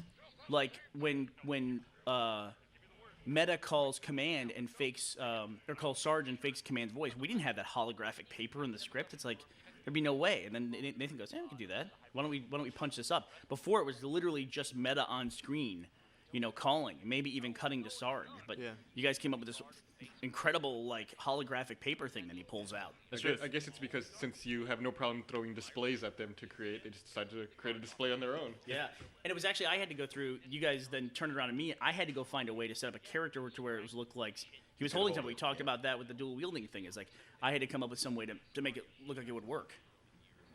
You can see the lighting here inside a standoff. Griff looked like he was glowing. Those two shots back to back. Griff has pretty dramatic change in lighting, and he's almost in the same place, really. I love this because you see the lights on the dudes here. You forget their armor has like lights on it. Yeah, it's so cool. Which is a nice gaming thing. Makes absolutely no sense whatsoever for an actual guy, infiltrating a base. Hey, let's cover him in Christmas lights. But it makes sense when you're playing a video game. If you've ever called the number for the store for Rooster Teeth. Oh yeah, customer service. Customer department? service. The guy who answers the phone usually is the guy who's talking right now, Mike Schaub. who we always wanted to have in do a part. He's a really funny guy, and we thought did a great job in this little Yeah, he cameo did. bit. He's one of those guys that as soon as you meet him, you instantly like him, and you don't know why. You know? Yeah. Like you Shabby, wanna- as we call him. you Killed his you should- character off immediately. You should call him now, actually, and say hi. And while you're talking to him on the phone, just Order a couple something. things. We yeah. we pay for those calls. Oh, wait, don't call. Do Don't not call. Do not call. The and that scene right there was way different in the script. Like this was leading up to the reveal of Church being the alpha, but this was the episode right before it. And in that scene, Church jumps out of his body and possesses one of the guys, and uses him to kill the other guy. And then they have a whole conversation about the AI thing. We cut it because it was like we're so close to the reveal on Let's not Church, expose him as a ghost again and get people thinking about. or force that kind of Wash thing. to have to talk about it more. Yeah. You know what I mean? So I was wondering why that was changed. I did not know that. yeah, I mean It that's makes sense. yeah. But it was great because that scene, I think the scene turned out really great, really funny, and had some nice compliments from HBO. I remember, right, and Yeah. other places. So it was- Yeah, Louis Wu mentioned that in the post he made about it. He liked that scene in particular, which I thought was a really nice compliment. It's just, and it's also, but it is kind of like, it does harken back to, build up the whole story of, why Church is really lousy at battle, can't hit anything at all, I think that was one of the arguments people were making as to why he wasn't an AI, because if he was an AI, he would have to be very good in battle and be very accurate, which is, that piece of him is missing, so he's not good at it. well, the director was never in battle. I mean, we did lots of that stuff over the years too. Like, we did talk about Washington at one point. Did do a quick little rundown of some of the AI and their different personalities, and he talked about being something we've already established, like Gamma, Gary being the deceit, like being the liar of the group, and it's like the alpha's deceit. And all throughout Red versus Blue, we've established kind of this side thing where that piece of Church being missing, he's a really bad liar. Like in season 3, when we really started to think about this stuff. Church gets in a situation where he has to lie, and he's horrible at it. Like when he's possessing Donut, and he's like, bup. He goes to that monologue with Sheila, and Lopez about forming the army. Right. It just goes on and on and on. And he's a really bad liar, and he talks too much, and he goes, okay, I gotta go, see ya. And then he just leaves. So, and then he's a lousy warrior and stuff like that. And then I think the only piece he kept was his rage. Omega took a lot of it, but he still got his rage. He doesn't have anything to back it up. You know what I mean? He's got the feudal rage where he just screams and yells. He's miserable. Did Chef. And this was fun too because we love deformable environments a lot. We used to kind of hate them, like when you lower the bridge in Zanzibar, Last Resort. You always have to remember to lower the bridge in Zanzibar, Last Resort. But it's always fun to have the environment, like these shades here in Standoff. We used them in reverse. We lowered them and had Sarge look out, the windows, and. You'd probably never notice it when playing on Epitaph, but those little glyphs in the wall move very slowly up, and we filmed so much in it. I had to stare at those things so much. I get nauseous every time I see them now. It's kind of unsettling. It's just the slightest movement. I'm trying to remember what there's little letters and or characters in there. Yeah, the letter Right. E is in there, and I want to say there was something that was like a little message in there that Bungie does stuff like that occasionally. Yeah, well, it kind of reminds me of Halo 2. The title screen had like cut off sentences scrolling through the background. It was like press start, choose your game type. Right. And if you stared at them long enough, you could read what they said. But it was always like either the top half of a sentence or the bottom half of a sentence, and it was just stuff like "this sucks" and all kinds of weird stuff like that. It's weird if you go back and take a look at it. You can probably read it. And that's part of the fun. It's one of the main things we did in Halo 3 is just go through the environment, try to figure out stuff that's in there, and then have it be motivated. Like in Standoff, one of the reasons we chose it for Command is there's all those signs that say alpha level security required, like as they pass them. We kept talking about, like, how do we get it in a shot, but there's no way to get, like, so zoomed in that you see, like, little stuff like that. Yeah. And so that's a serendipity thing where it's like, how cool is this? It says alpha level security required in the map we want to use for Standoff or for Command. But in Epitaph, I mean, the whole reason we have the storage facilities is because we knew we had this really cool environment that when you're running through playing in Epitaph, you never stop and look at these side things. You know what I mean? How there's this cool, like, holographic effect moving up and down the walls, but it makes sense to be an AI storage facility, have some huge, enormous place to store just one or two AI, full AI, and then, of course, all the fragments that didn't make their way into freelancers. Sorry, I'm getting nauseous looking at it. I can't not look at it. Jeff is over here squinting. And then, of course, this is the big episode with the payoff of, Wash revealing the church is the alpha. And there was, how much do we include? This speech that Wash made was so much longer. You know what I mean? Like, all the different stuff that we put in there, like, like some of the stuff we talked about before of, him having missing pieces, why he hates the freelancers for particularly no reason whatsoever. He just seems to hate them. We established that, way back in Blood Gulch, and then we kind of, when they first runs across them in High Ground in Reconstruction, Churches just hates the freelancers, but never really explains to the audience who's watching Reconstruction why he hates the freelancers. Just some reason why he does it. And Washington went through this whole litany of things, and we said, okay, well, he cannot go on for a minute and a half listing all this stuff. We've got to boil it down to stuff that's, pertinent to the story we're telling in Reconstruction. Yeah. And there was a lot of debate about that, on the story level, not just for this scene, but just generally in Reconstruction. It's like we wanted to make Reconstruction be a standalone piece that you could jump in and enjoy, not having seen Blood Gulch. But if you had seen Blood Gulch, you get all the benefit of the backstory there and knowing about the characters and all they bring to this, But I think everything we did like that, we wanted to, boil it down to what is the most important thing here, because there is so much backstory and there's so much ground to be covered everywhere when these characters start talking about things that have happened in the past. We got to get it down to the essence and make it something that where people can start Reconstruction, watch it all the way through, and feel like they've got a complete piece and don't have to go and watch 12 hours of Blood Gulch to understand what's going on. Yeah, and I think it worked, but we end up cutting stuff that unfortunately is like you want to keep in. And you want to keep it in, yeah. The philosophy was we were going to keep stuff and put that for the sponsors, because we're assuming if people were sponsors, they'd either been there when we showed this stuff the first time, the backstory, or that they had gone back and watched it, or they'd be willing to, or at least talk about it. But, we end up having to cut some stuff. A lot of the stuff that got cut was a lot of the stuff about Tex, because that's a big backstory. But we end up cutting it because Tex isn't in the series, so to keep referring to this character who's not in Reconstruction, made it difficult because you had to flesh it out to a certain degree. Otherwise, people who don't know her and that backstory are just going to be confused. Like, who is the other person they're talking about that they never really delve into? Right. And so we end up cutting stuff that involves Tex where she wasn't actually going to be shown in the scene, but where they were going to talk about things. Like, one of the big things we cut was, in the last episode of 19, when Wash is trying to convince Church to go along, and he talks about the break-in to free the Alpha that resulted in him being moved away. We never really talked about who was it that did that. Who were the freelancers involved with that? That was actually Tex that organized that whole thing to go in and break the Alpha out. And, it's this indication that Tex knew she was connected in some way. She didn't know who it was or what the Alpha was, but had some kind of connection that was stronger than anyone else to it, and was actually wanted to put herself in danger to get it out of there. And, we end up putting that in the deleted scenes. But, it was just one of those things that, in the story, it's like this is just too much about a character that's just not in this series for someone, like I said, like Matt said, the philosophy of, trying to make this a standalone piece. We almost cut the stuff that refers indirectly to her in the epilogue, because the director's lines were so long until we found the music that was right. Right. Yeah, thanks to Nico for that song that he had that we found, which was... and I'm glad we got to keep that in, because I think that would have been... I think it would have left a hole for a lot of people who wanted to know more about that connection. And a lot of people are really, out there. We've learned, skimming through the forums, that yearning to know what's going on with Tex, what happened with Tex, and, how does she fit into the whole thing. So to get a little hint of that at the very end, I think it is, is a really good thing. It helps kind of tie up so many loose ends and so many relationships.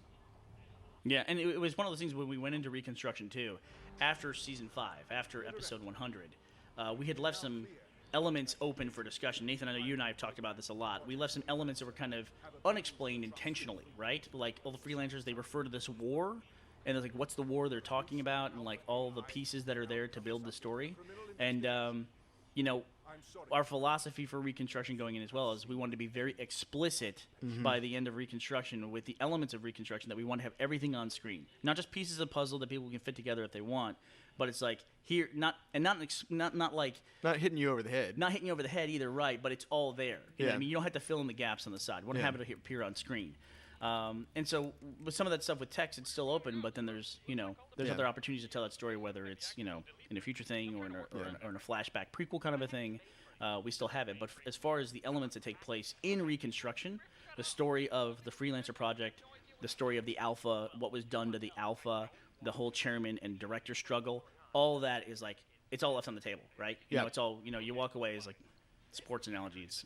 Everything's on the field. Highly developed security protocol. The information we are accessing is stored on a separate database with its own dedicated hardware. I love the hot mess joke Matt put in there. Jokes about captchas are always funny. They never get old. My wife watches all those dance shows, whatever that woman is who's always screaming hot mess, and I can't get that out of my head. It's just everything's hot mess. I didn't even realize that was a reference to something. Your wife watches those shows. Excellent. I watch them too. Their movements are flawless. Now, we know Matt doesn't watch those shows because Matt's always here at the office. Yes. TiVo. Oh, good point. Yeah, Jeff, in the background of that shot, they have our favorite thing on Standoff, which is the door that leads into command. Oh, yeah. We love that because it's the one thing that doesn't shut when you shut the windows, is that door behind them doesn't shut. So we actually went into Forge and put a bridge there. We had a lot of fun trying to figure out how to cover that door. It was challenging, I think is the adjective. That's third time. Yeah. And take a shot. And we would have to shoot around it most of the time anyway. Yeah. You know, we put a bridge there and blocked it off, but there was still some sunlight creeping in. And one thing we've discovered is that when you put an element in Forge, it doesn't really change your lighting. Like, you can't stand in the shadow of a bridge. You can't use the bridge to put them in shade or, put a crate over their heads to make them appear in darkness. It's like the global lighting environment is the global lighting environment, So I'm assuming that real-time lighting on a moving object that is user-controlled might be a little bit difficult. I mean, you get a lot of that. Luckily the models of the characters cast shadows, which makes for really cool stuff that we can do, where we can cast shadows on the ground when people are walking by. But it actually helps in Forge too. Like, you don't get an indication maybe that something is coming until it's right on top of you.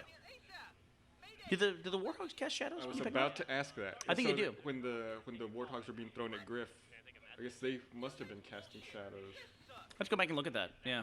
Like, obviously some objects you normally interact with, those have shadows on them, but not everything does, Yeah, but I'm sure, in some places, like non-Forge related, do crates cast shadows on if they're there on the map already? Like, that little, in Valhalla, that little radio tower where the crates are there and the mongoose, does that stuff all casting shadows? I think that it does. Yeah.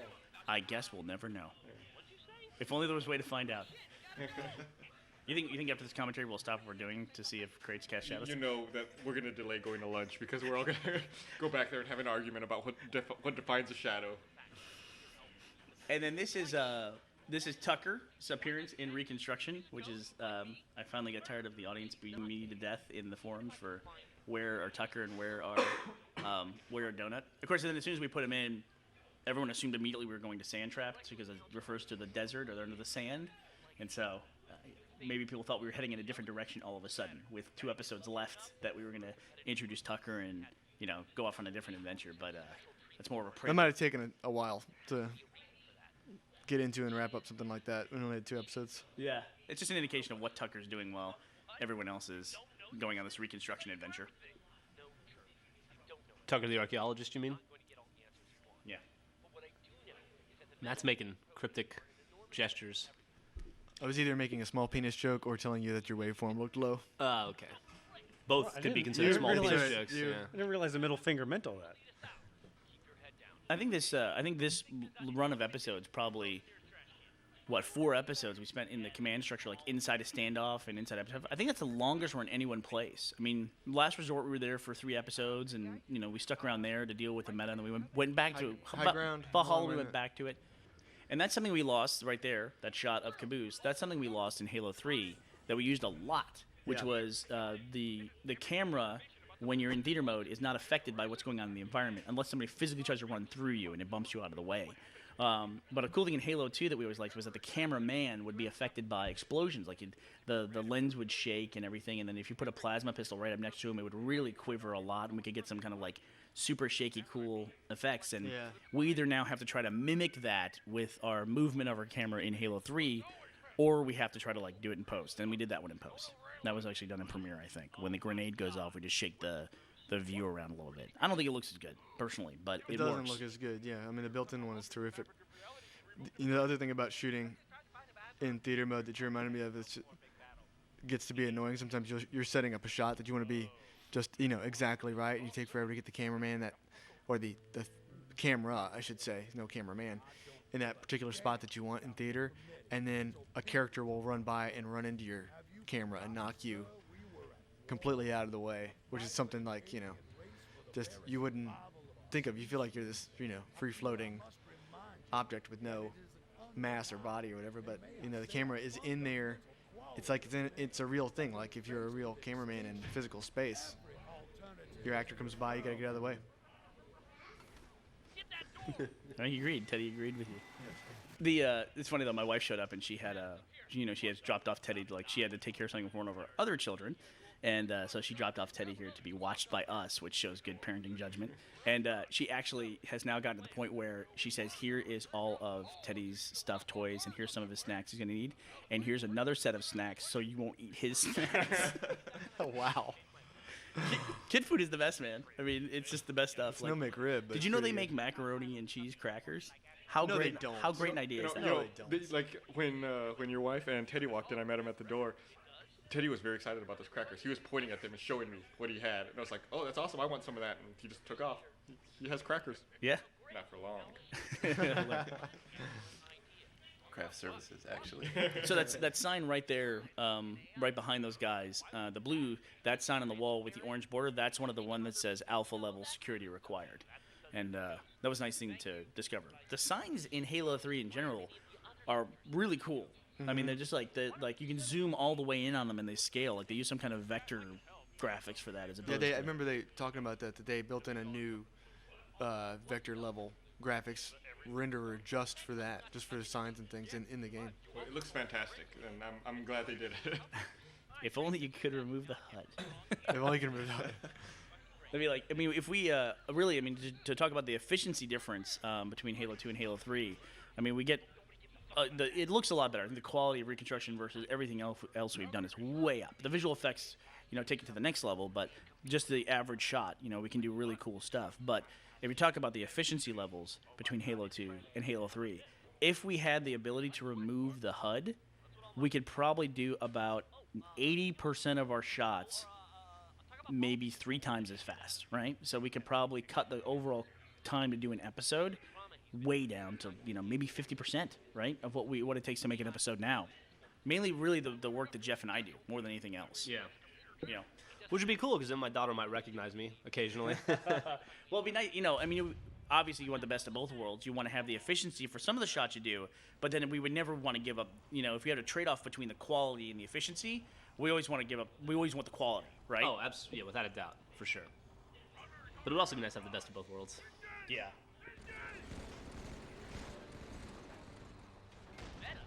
How do you get inside the compound? What do you mean how? It took us like 10 minutes. Not that hard. Perfect. Perfect? He's been following us since I found Caboose. I knew he couldn't resist getting his hands on all the stored command AIs. Especially Epsilon. You knew about this? Knew about it? I planned on it. Still have Epsilon? Yeah, of course. Good. Let's get it to safety. Then we can finish this. Once and for all. I'm starting not to trust you.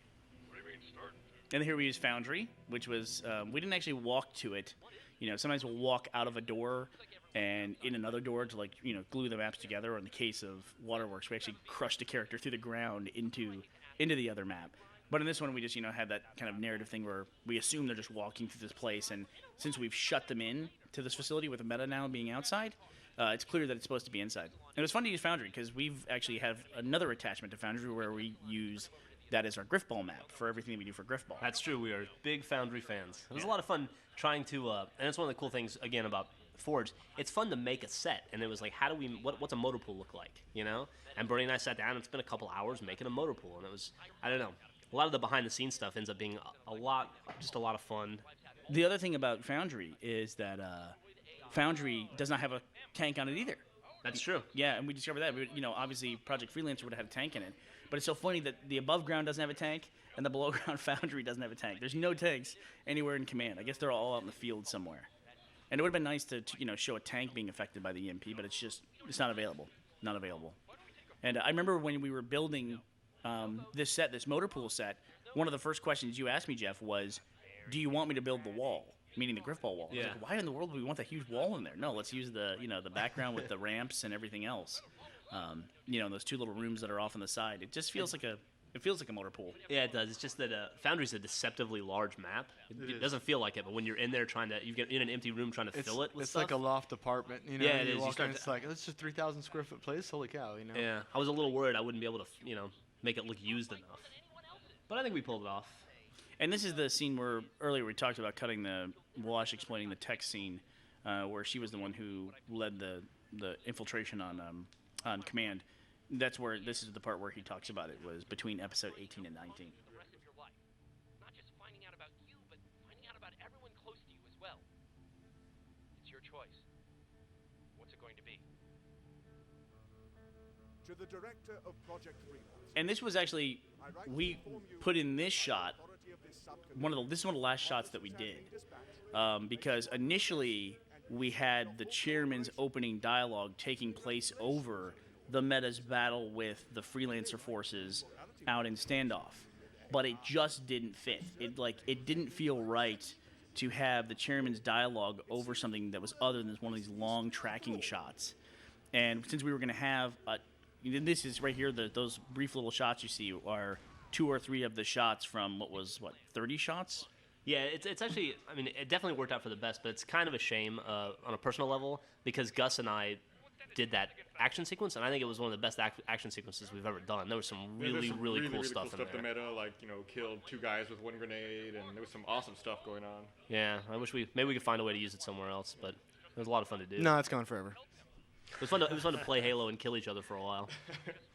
It also marks the 15th time that I've deleted or cut lines where Demono had a line in the scene. And so we cut that one down. It actually started off way different in the script where awesome shot right there. That's one of the best gluing 2 maps together that I've seen. Now I feel like Foundry is in Standoff. It's in one of the buildings in Standoff, and it just opens onto it. And I just love that stuff.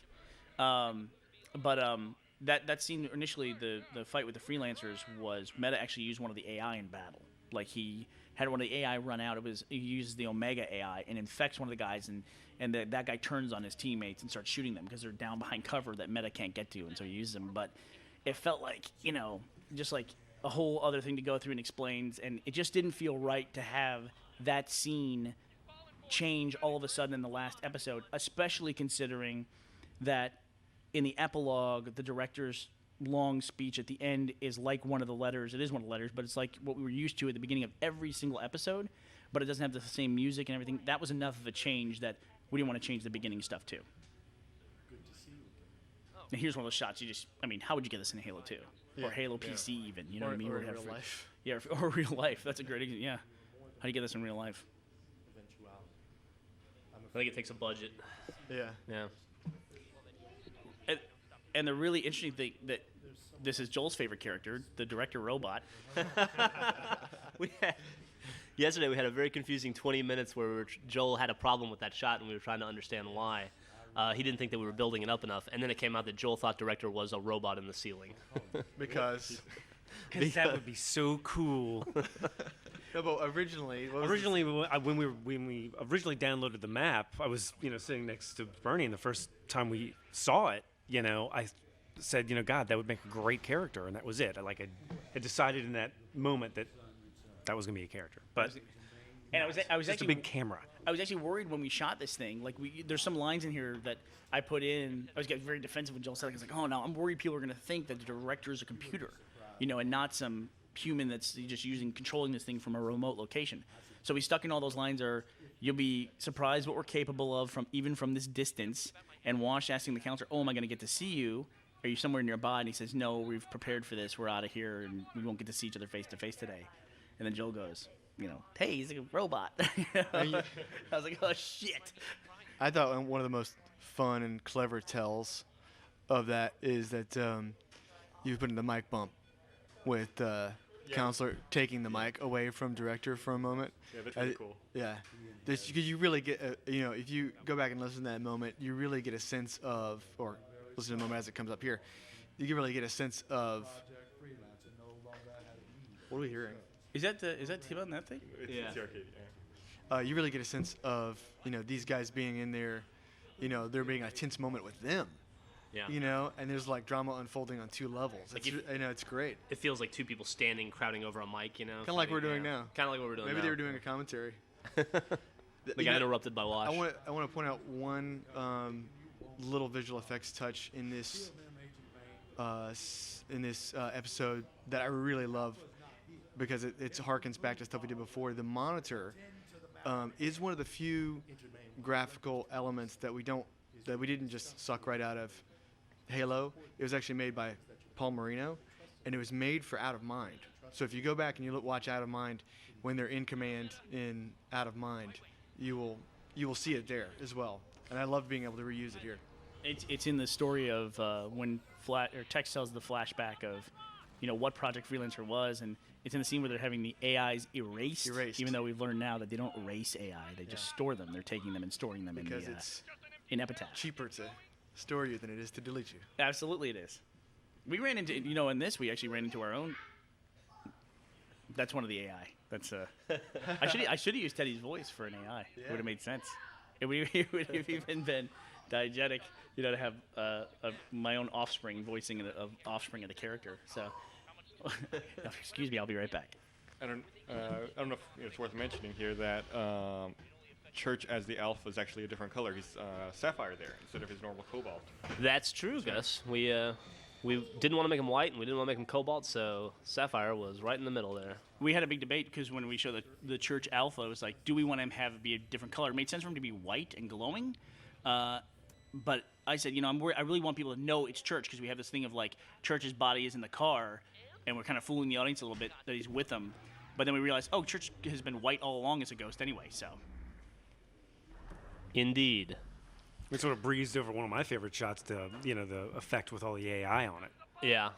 There's so many effects in this episode, and then here we have the EMP shutting down all the vehicles, which is actually just one of those little things that we played around with and Bernie figured out. If you shoot a vehicle with a plasma pistol, it gives it that for about 5 seconds. It gives it that little staticky thing, and actually turns the lights off on the vehicle too, which is pretty cool. And so, just another example of like really awesome things you can do just by playing around in the engine on your own. Yeah.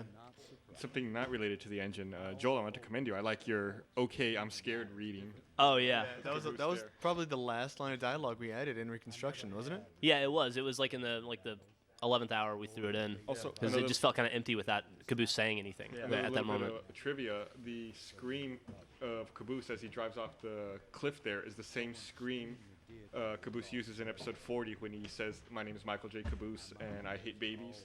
Oh, that's true. And then we like sped it up or something. Is that what?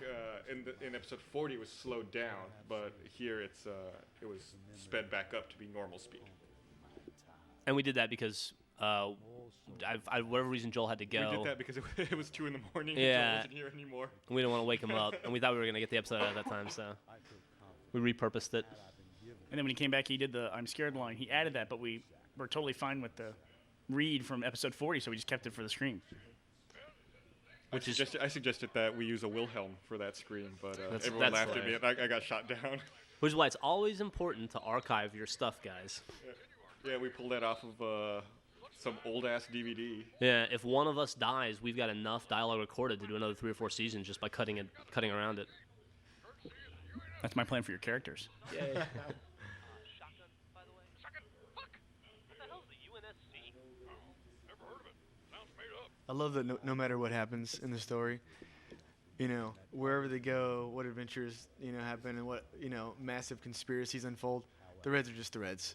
They're just doing their thing, man. They're just hanging out, They're going to have their little, quibbles with each other and their little, silly moments and shotgun fuck and all that, and that's just... Shotgun fuck. What? The sun could explode. Sun explodes. Nothing changes with the Reds. Some nice music by Nico here, right? And they always get a new vehicle. That's like the development the Reds always have. I mean, that's like the ultimate reward for the Red Army. Is like, hey, a new vehicle, yay!